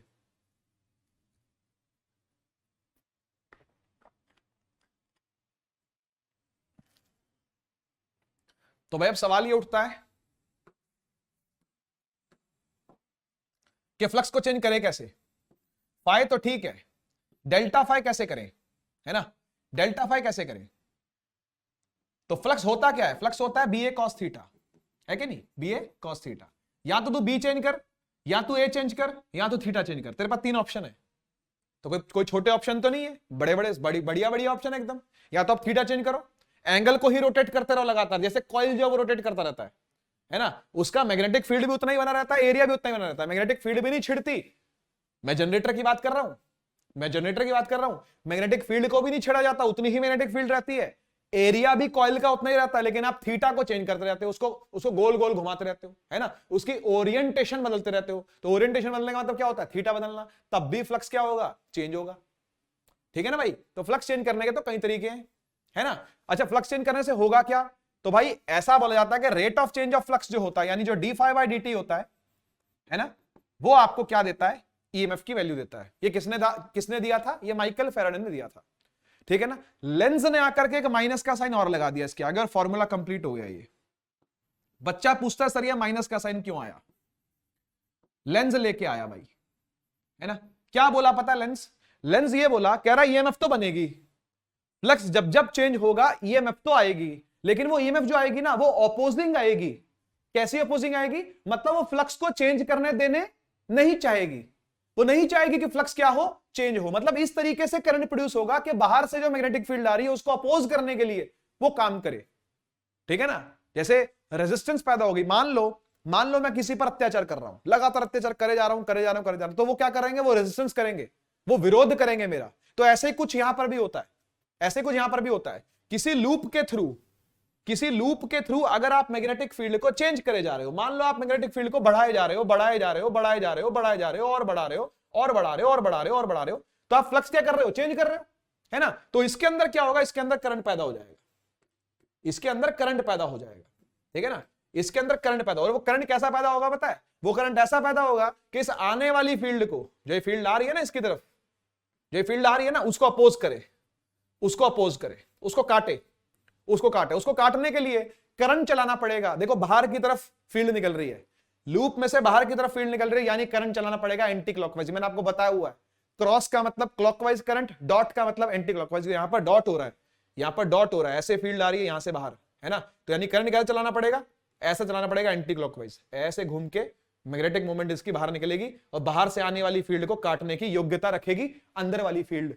ऐसा चाहता है ये, ठीक है ना? तो कब तक चाहेगा? ये तब तक चाहेगा जब तक फील्ड कांस्टेंट नहीं हो जाती। ये चेंज नहीं चाहता। ऐसा नहीं कि फील्ड को नहीं चाहता, फील्ड को चाहता है, लेकिन फील्ड का चेंज नहीं चाहता। बोलता है बाहर से फील्ड आ रही है, आए कोई दिक्कत नहीं है, मेरे को 1% भी दिक्कत नहीं है, लेकिन चेंज ना हो, बस जाए ना और ना आए, और ना आ जाए और चली ना जाए। इन दो बातों से इसको दिक्कत है।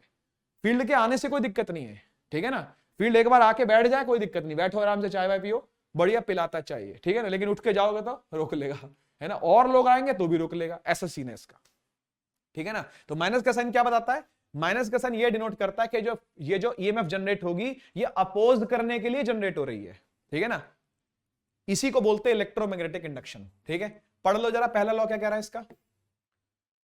Whenever the magnetic flux linked with the coil changes and induced EMF induced in the circuit, जो induced EMF हो क्या हो जाएगी? प्रोड्यूस हो जाएगी। ये देखो, ये E है ना? E जो है वो क्या है? Minus delta phi by delta t, यानी ये चेंज इन फ्लक्स है, ये चेंज इन टाइम है, ठीक है ना?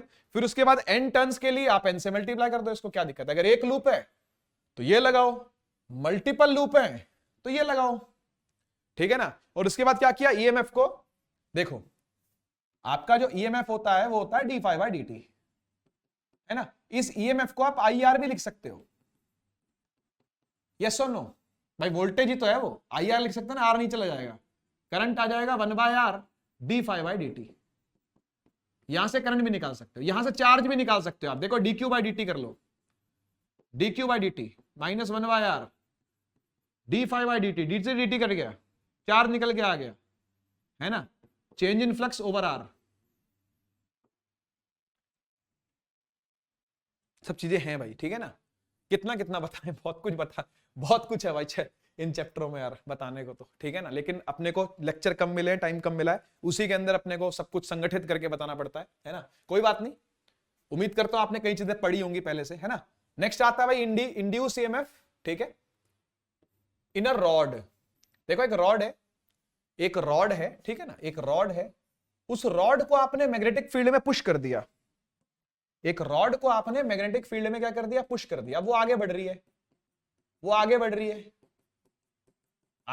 फील्ड के अंदर, फील्ड बी है, इसकी लेंथ एल है, यहां से यहां तक लेंथ एल है, इसकी वेलोसिटी वी है, तो ये आगे बढ़ रही है। फॉर्मूला होगा बीवीएल, मैग्नेटिक फील्ड को, लेंथ को और वेलोसिटी को, तीनों को मल्टीप्लाई कर दो, इलेक्ट्रिक फील्ड कह रहा हूं, ईएमएफ आपको मिल जाएगी, ठीक है ना? इसके अबाउट जो करंट प्रोड्यूस होगा, यहां आकर के पॉजिटिव चार्ज इकट्ठे हो जाएंगे, यहां के नेगेटिव चार्ज इकट्ठे हो जाएंगे, तो आपको क्या मिल जाएगा? है ना? सर्किट चलाने के लिए एक बैटरी मिल जाएगी, समझ रहे हो? तो जब तक ये आगे आगे चलता जाएगा, तब तक आपको एक बैटरी के तरीके से काम करता हुआ दिखेगा। कौन? रॉड, एक रॉड, ठीक है ना? ऐसे ही अगर आपने इसको किसी एंगल पर फेंका, इस वी को किसी एंगल पर, अभी तो आप इसको 90 पर फेंक रहे हो, किसी एंगल पर फेंकोगे तो आप इसको लगाओगे BLV sin थीटा, ये निकल करके आता है अपने आप, ठीक है ना? ऐसी कोई रॉड अगर रोटेट कर रही है फील्ड में, यहां आपने हिंज कर रखा है रॉड को, यहां हिंज किया हुआ रॉड को, ठीक है? और ऐसी मैग्नेटिक फील्ड है,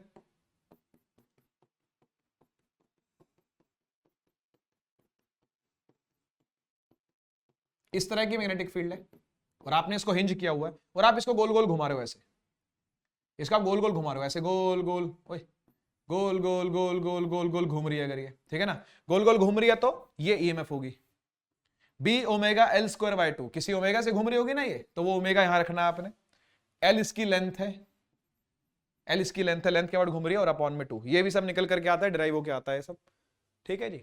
नेक्स्ट आता है एसी ऑल्टरनेटिंग करंट। देखो भाई ऑल्टरनेटिंग करंट एक ऐसा करंट है जो साइनूसॉइडली वेरी करता है अपनी वैल्यू में, साइनूसॉइडली वेरी करता है अपनी वैल्यू में, sine omega T, sine theta लिखा होगा यहाँ पे, साइन ओमेगा टी, ठीक है ना। तो I is equal to I naught sine theta, ठीक है ना। थीटा से, और थीटा को ही आपने क्या लिख लिया, angular frequency into T, omega होता है थीटा बाई टी, ओमेगा होता है थीटा बाई टी, टी को आप यहां ले गए तो थीटा क्या बन गया, थीटा बन गया ओमेगा टी, है ना। इस थीटा की जगह पर आपने क्या लिख लिया, बस ओमेगा टी लिख लिया, this is angular frequency, this is time, ठीक है। तो टाइम के हिसाब से क्या करता है, अपनी वैल्यू को कम ज्यादा कम ज्यादा कम ज्यादा करता है, टाइम के हिसाब से अपनी वैल्यू को क्या करता है, कम ज्यादा कम ज्यादा कम ज्यादा करता है। ये जो आई नॉट है ये पीक वैल्यू होती है करंट की, पीक वैल्यू ऑफ एसी, इसकी वैल्यू भी आगे आएगी, ठीक है। और एंगुलर फ्रीक्वेंसी हो गई आपकी ओमेगा, ठीक है ना। और करंट देखो ऐसे ऐसे ऐसे तो चल रहा है, अब जरूरी नहीं कि हर बार ऐसी चले, तो सबसे कॉमन केस है, ऐसा भी हो सकता है एसी करंट, और ये पूछा जाता है, ये नहीं पूछा जाता है, ये भी एसी है, ये भी एसी है, मतलब जो जो अपनी अपनी वैल्यू को रिवर्स करता जाए, है ना, जो अपनी वैल्यू को रिवर्स करता जाए मैग्नीट्यूड के साथ, डायरेक्शन भी वेरी करती है, मैग्नीट्यूड भी वेरी करता है। यहां देखो करंट जीरो हो रहा है, फिर करंट मैक्सिमम हो रहा है, फिर अगेन करंट जीरो हो रहा है, फिर करंट नेगेटिव में मैक्सिमम हो रहा है, फिर जीरो हो रहा है, फिर पॉजिटिव में मैक्सिमम हो रहा है, फिर जीरो हो रहा है। तो ये साइनोसॉइडल इफेक्ट आ रहा है इसके ऊपर, है ना, साइनोसॉइडल इफेक्ट आ रहा है। साइन का ग्राफ ऐसे ही तो होता है ना, पढ़ा ना आप लोगों ने, साइन का ग्राफ ऐसे ही होता है। तो साइनोसॉइडल इफेक्ट करंट के ऊपर भी आएगा, करंट की वैल्यू पे भी आएगा, वो बात है यहां पर, ठीक है ना। इस तरीके से वोल्टेज वेरी करती है, इसको ऑल्टरनेटिव वोल्टेज बोलते हैं, ऑल्टरनेटिंग वोल्टेज, वोल्टेज वेरी करेगी तभी तो करंट वेरी करेगा, है ना। तो यहां लिखा हुआ the voltage whose magnitude and direction changes with time after a fixed period of time it repeats the same magnitude and direction is called alternating voltage. तो वो थोड़ी सी ऐसे होती है, थोड़ी सी ऐसे होगी वो, है ना, और करंट जो है वो थोड़ा सा भाई ऐसे होगा, ठीक है ना। तो इसकी पीक वैल्यू हो गई, है ना, और ये सेम फेज में होंगे तो ओमेगा टी वाला पार्ट सेम होगा, सेम फेज वाली बातें रहने दो भाई, बहुत डिटेल में चले जाएंगे हम लोग, ठीक है ना। हाँ, तो आप जानते हैं कि आई नॉट जो है वो पीक वैल्यू है बेटा, आई नॉट जो है वो एम्पलीट्यूड है, इसको एम्पलीट्यूड बोलते हैं ना, जो पीक वैल्यू होती है यहां तक, ये वाली, ये जो पीक वैल्यू होती है इसको आई नॉट बोलते हैं, ठीक है ना। तो मीन वैल्यू कहीं यहां आती है, इस जगह पर कहीं कोई, इस जगह पर कहीं मीन वैल्यू आती है ना, और इस जगह पर कहीं आरएमएस वैल्यू आती है, RMS root mean square, RMS value, और यहां कहीं आती है मीन वैल्यू, ठीक है ना। तो जो मीन वैल्यू होती है वो ये, बस याद कर लो इसको बेटा आप, ये मीन वैल्यू है 0.637, ठीक है, ये मीन वैल्यू होती है, ठीक है। और मीन वैल्यू कभी भी कंप्लीट साइकिल की नहीं होती, क्योंकि कंप्लीट साइकिल पर तो जीरो हो जाएगा करंट, है ना। देखो आई टी, ये कंप्लीट साइकिल है तो करंट जीरो हो गया, तो मीन वैल्यू करंट की फॉर अ कंप्लीट साइकिल जाएगी, वो जीरो आएगी, ठीक है ना। तो मीन वैल्यू जो दिखा रहा है ये हाफ साइकिल की दिखा रहा है, देखो यहां लिखा हुआ है, ये लिखा भी हुआ, पहले मार्क करना मैं भूल गया, हाफ साइकिल लिखा हुआ है ना। For complete cycle mean value of AC क्या होती है, जीरो होती है, ठीक है, मीन वैल्यू के लिए ये जीरो आती है।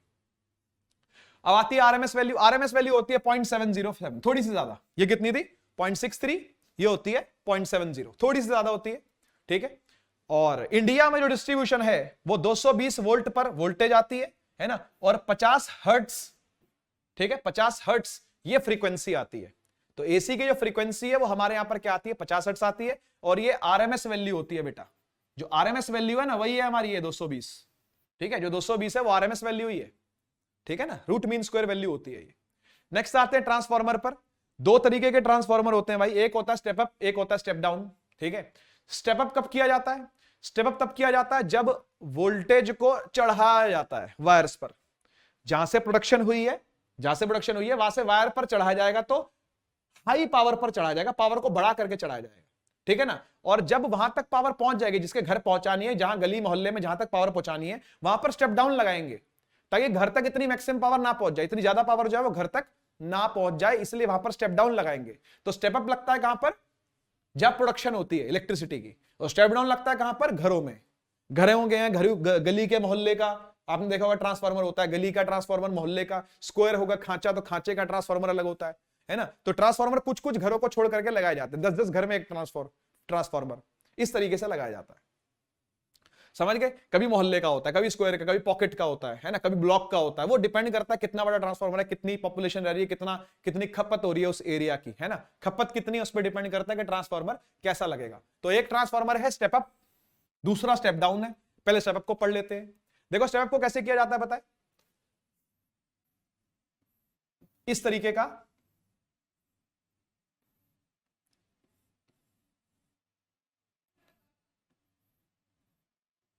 ऐसा छेद होता है इसमें, है ना। सब तरफ से ऐसे छेद करते हैं, ऐसे ऐसे ऐसे, ठीक है। हवा पास हो रही होती है ऐसे यहां से, है ना।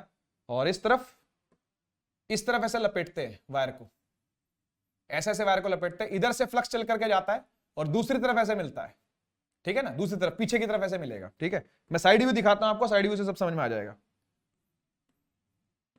ये साइड व्यू देखो, इस तरह का साइड व्यू होता है ना। यहां वायर को लपेटेंगे, यहां वायर को लपेटेंगे, फील्ड जनरेट होगी, फील्ड चल करके जाएगी यहां से, है ना। इस फ्लक्स की लीकेज को होने नहीं देते और फ्लक्स को कोशिश करी जाती है कांस्टेंट बनाने की, ठीक है। तो ये वाली जो कॉइलिंग होती है, ये होती है प्राइमरी कॉइल्स, ये प्राइमरी कॉइल होता है। इधर वाले को बोलते हैं सेकेंडरी कॉइल, ठीक है ना। तो स्टेप अप बनाने के लिए प्राइमरी कॉइल जो होता है वो कम रखा जाता है, एनपी जो है वो लेस रखा जाता है, एनएस जो है वो ज्यादा रखा जाएगा, ठीक है ना। तभी वोल्टेज जो है वो स्टेप अप कर जाती है, ठीक है ना। एन पे डिपेंड करती है, स्टेप अप कर जाती है। अभी फॉर्मूला भी दिखाऊंगा आपको मैं, ठीक है ना। यहां पहले पहला पॉइंट पढ़ लो, transformer which increases the value of alternating voltage are called step up transformer. जो वोल्टेज को बढ़ा दे, स्टेप अप करवा दे, वो स्टेप ट्रांसफार्मर है। In this transformer primary coil has less turns of thick wire and secondary has more turns of thin wire. देखो लिखा हुआ है, नंबर ऑफ टर्न जो होंगे वो सेकेंडरी के हमेशा ज्यादा होंगे, प्राइमरी के हमेशा कम होंगे जब जब स्टेप अप करना हो आपने, ठीक है ना। This decreases the value of AC, तो वोल्टेज बढ़ जाएगी और करंट जो है वो घट जाएगा। दूसरा पढ़ते हैं स्टेप डाउन। ये देखो पहले से लिखा हुआ मैंने यहां पर, ये जो कंडीशन मैं लिख रहा हूं ना, यहां पर जो कंडीशन को मार्क कर रहा हूं, ये हर ट्रांसफार्मर के लिए है, ऑलवेज, ये हर ट्रांसफार्मर के लिए है, ठीक है ना। चाहे वो ट्रांसफार्मर 100% एफिशिएंट हो या चाहे वो ट्रांसफार्मर 100% एफिशिएंट ना हो, ठीक है ना, तब भी ये तो हमेशा कारगर है, ठीक है ना। लेकिन ये जो है ये कंडीशनल है ना। These are the conditions for market risk, please read the offer document carefully before investing ठीक है ना। जब भी इन्वेस्टमेंट करते हैं, है ना, तो ऐसी बात आती है ना, तो ये वही है, स्टार मार्किंग है भाई यहां पर, ठीक है। तो आपको समझना पड़ेगा कि वीएस और वीपी आईपी और आईएस के बराबर होंगे, यानी ये वोल्टेज सेकेंडरी वोल्टेज प्राइमरी का जो रेशियो है वो करंट प्राइमरी करंट सेकेंडरी के बराबर तभी होगा जब 100% एफिशिएंसी होगी। 100% एफिशिएंसी का होता है जितना पावर इनपुट है उतना ही पावर आउटपुट है, और ऐसा कभी होता ही नहीं है ना।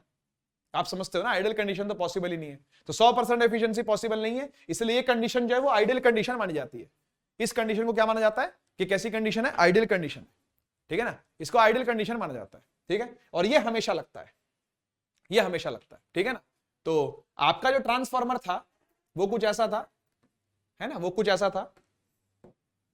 तो इस तरफ जो कॉइलिंग थी वो प्राइमरी टर्न्स की थी, इस तरफ जो नंबर ऑफ टर्न्स थे वो सेकेंडरी थे। तो बच्चों आइडियल केस के अंदर, है ना, अगर हम ये माने कि दोनों तरफ पावर बराबर है, यानी पावर जितना इनपुट है उतना ही पावर क्या है? आउटपुट है। तो पावर क्या होती है भाई? पावर होती है ना, ईएमएफ इनपुट, करंट इनपुट, है ना, ईएमएफ आउटपुट और करंट आउटपुट, ठीक है। तब आप ये देख सकते हो कि ये जो कंडीशन है फिट बैठ जाएगी। देखो जरा, है ना, IP by IS, input upon output. जितना इनपुट है, इनपुट का मतलब प्राइमरी वाला, है ना, अपॉन में आउटपुट बराबर होगा ईएमएफ आउटपुट अपॉन में ईएमएफ इनपुट, और ये बराबर होगा, है ना, number of turns in output upon में number of turns in input, ठीक है। इसे आप ट्रांसफार्मर कांस्टेंट भी कह सकते हो, के बोलते हैं जिसको, ठीक है ना, ट्रांसफार्मर कांस्टेंट। तो ये जो कंडीशन है ये हो सकता है आपको काम आ जाए, ठीक है। लेकिन हां, यहां से लेके यहां तक की जो एक कंडीशन है, ठीक है ना, ये वाली कंडीशन सिर्फ 100% एफिशिएंट ही होती है, वहीं पर ये होती है, अदरवाइज ये नहीं होती। ठीक है जी। और ये देख लो भाई, ये आपका रेशियो है यानी एफिशिएंसी है, इसको एफिशिएंसी ऑफ ट्रांसफार्मर बोलते हैं, और ये होती है output power divide by input power. ठीक है ना। तो आउटपुट पावर कितना होता है, सेकेंडरी आ गया, देखो पावर जो होता है वो क्या होता है, वोल्टेज इंटू करंट, और ये इनपुट पावर है, ये भी क्या होता है, वोल्टेज इंटू करंट। तो ऊपर हो गए सेकेंडरी वाले, नीचे हो गए प्राइमरी वाले, दोनों को डिवाइड कर दिया, आपको क्या मिल जाएगी, एफिशिएंसी मिल जाएगी। आइए कुछ क्वेश्चन कर लेते हैं। ठीक है, क्वेश्चन नंबर 1 है, करिए सॉल्व। चलो मैं करता हूं। The direction of the induced EMF during electromagnetic induction is determined by, बेटा जो डायरेक्शन होती है ईएमएफ की, ये सिर्फ और सिर्फ लेंज लॉ बताता है ना, क्योंकि लॉ तो फराडे ने दिया था, ये मैं मानता हूं, लॉ तो फराडे, लेकिन जो इंड्यूस करंट की डायरेक्शन है वो लेंज ने बताई ना। माइनस का साइन किसने लगाया था, लेंज ने, कि भाई जो ईएमएफ प्रोड्यूस हो रही है वो कैसी हो रही है, अपोज करने वाली हो रही है, इसलिए लेंज लॉ इसका आंसर है, फराडे लॉ आंसर नहीं है बेटा।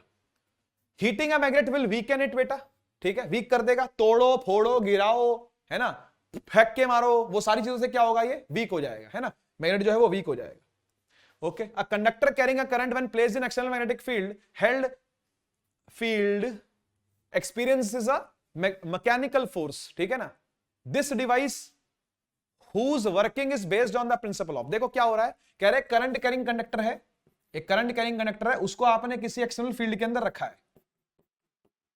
ठीक है ना, तो उसके ऊपर कह रहा है फोर्स लग रही है, उसके ऊपर कह रहा है फोर्स लग रही है, तो कह रहा है जो फोर्स लग रही है ना, ये किस डिवाइस के अंदर देखने में आता है, तो ये देखने में आता है मोटर के अंदर बेटा, है ना। मोटर के अंदर हम लोग करंट पास करते हैं, ये आंसर है इसका, मोटर के अंदर हम लोग करंट पास करते हैं, है ना, और फिर क्या देखने में आती है, फोर्स देखने में आती है कि नहीं। यहां देखो आइडियल क्रॉस बी, फोर्स इस तरफ आएगी, है ना, तो ऐसे ऐसे आ जाएगा निकल करके, है कि नहीं। तो इन प्रिंसिपल्स पर कौन वर्क करती है, मोटर वर्क करती है भाई। ठीक है ना, तो मोटर इसका आंसर है।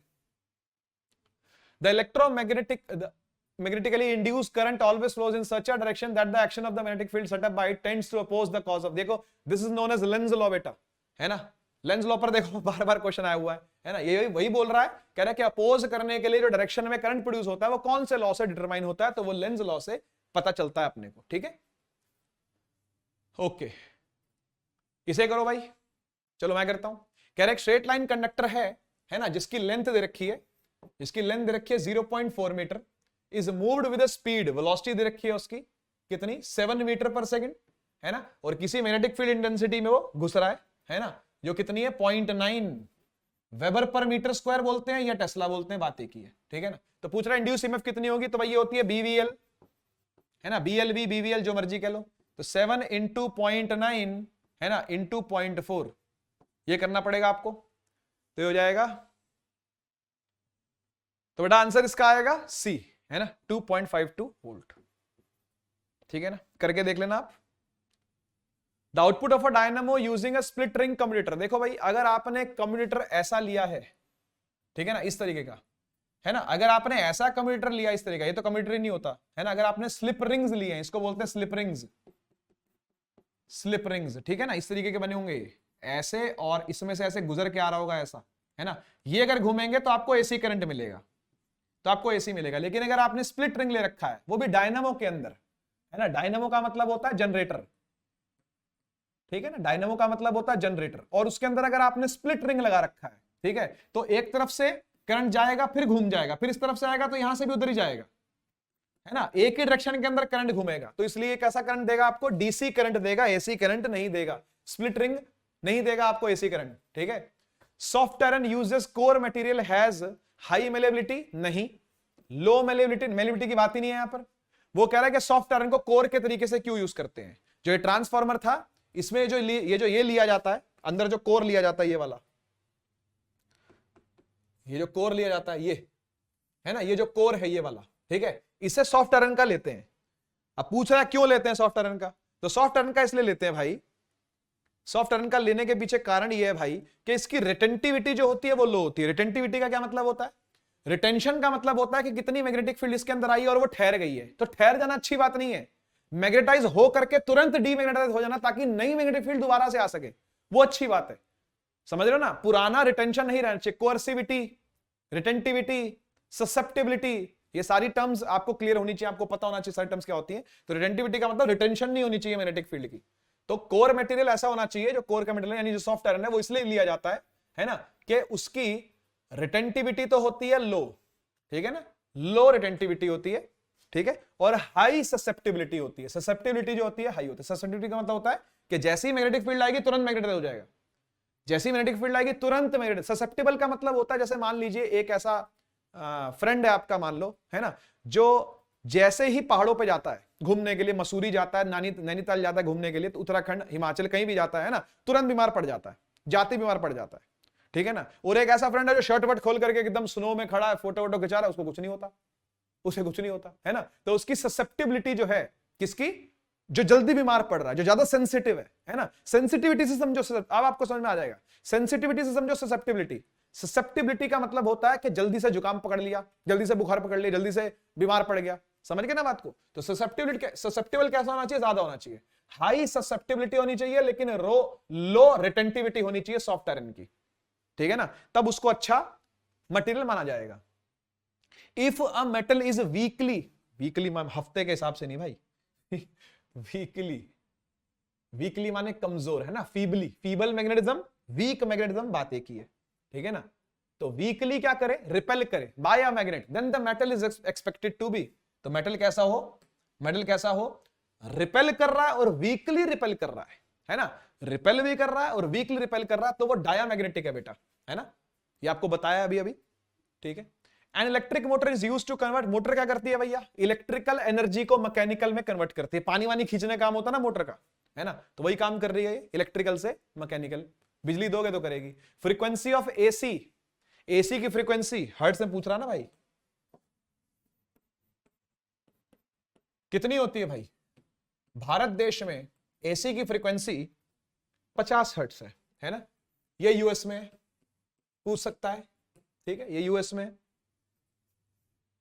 Consider the following statements, the core of transformer is laminated. देखो ये जो कोर होता है, ये वाला, ठीक है ना, ये लैमिनेटेड होता है। पूछ रहा लैमिनेशन का कारण क्या है। लैमिनेशन का मतलब होता है कि इस तरीके से होता है ना, ये ऐसा होगा, पूरा इस तरीके का होगा, ये ऐसा, यहां पर भी ऐसे छेद होता है ना, तो पूरा लैमिनेटेड। लैमिनेटेड का मतलब होता है बीच में बहुत सारी पत्तियां लगाई जाती हैं, बहुत सारी पत्तियां लगाई जाएंगी, ठीक है ना, तो लैमिनेशन होता है बीच में इसके। तो लैमिनेशन के पीछे कारण क्या है, लैमिनेशन के पीछे कारण ये है, लैमिनेशन के पीछे कारण ये है, ये पत्तियां बनाने के पीछे कारण ये है, ठीक है, कि ये लीकेज ऑफ फ्लक्स को रोकेगा नहीं भाई, फ्लक्स के लीकेज को नहीं रोक सकता, ये फ्लक्स के लीकेज को सॉफ्ट आयरन कोर रोकेगा। सॉफ्ट आयरन कोर की जरूरत है ना, एक अच्छी वाउंडिंग की जरूरत है, अच्छी वाइंडिंग होनी चाहिए वायर्स की, वायर की एक अच्छी वाइंडिंग होगी तो फ्लक्स रुक सकता है, लीकेज कम हो सकती है। गिव्स मोर सेकेंडरी वोल्टेज, उसके लिए आपको जो सेकेंडरी कॉइल है ना,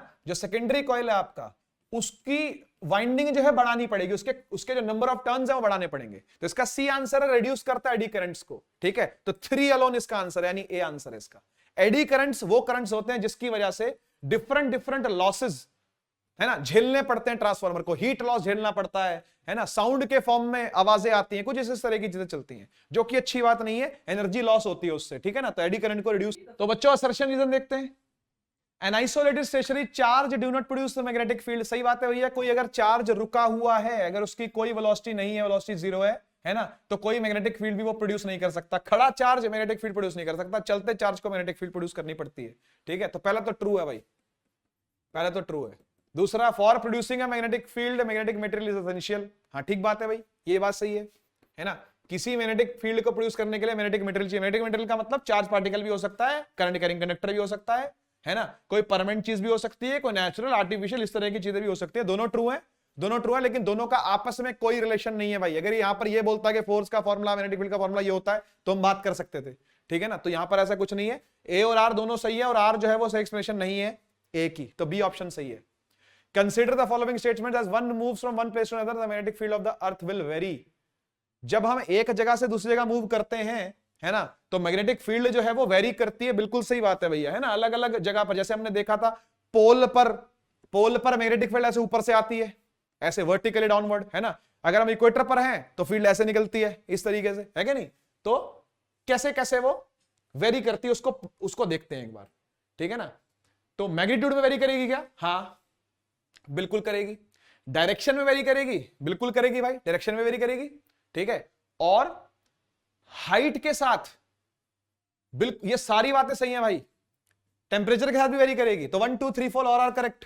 टेम्परेचर के साथ भी चेंज होती है, ठीक है ना, अलग अलग जगह पर अलग अलग मैग्नेटिक फील्ड रहेगी, सब चीजों के साथ वो वेरी करेगी, ठीक है ना। तो ये लास्ट क्वेश्चन था भैया।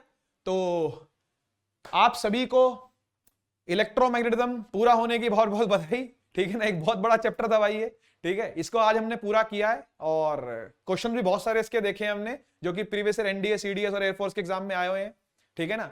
तो आप इसी तरीके से मेहनत करते रहिए, इसी तरीके से तैयारी करते रहिए। चलिए मिलते हैं हम लोग नेक्स्ट टाइम, तब तक के लिए take care, tata bye bye, जय हिंद।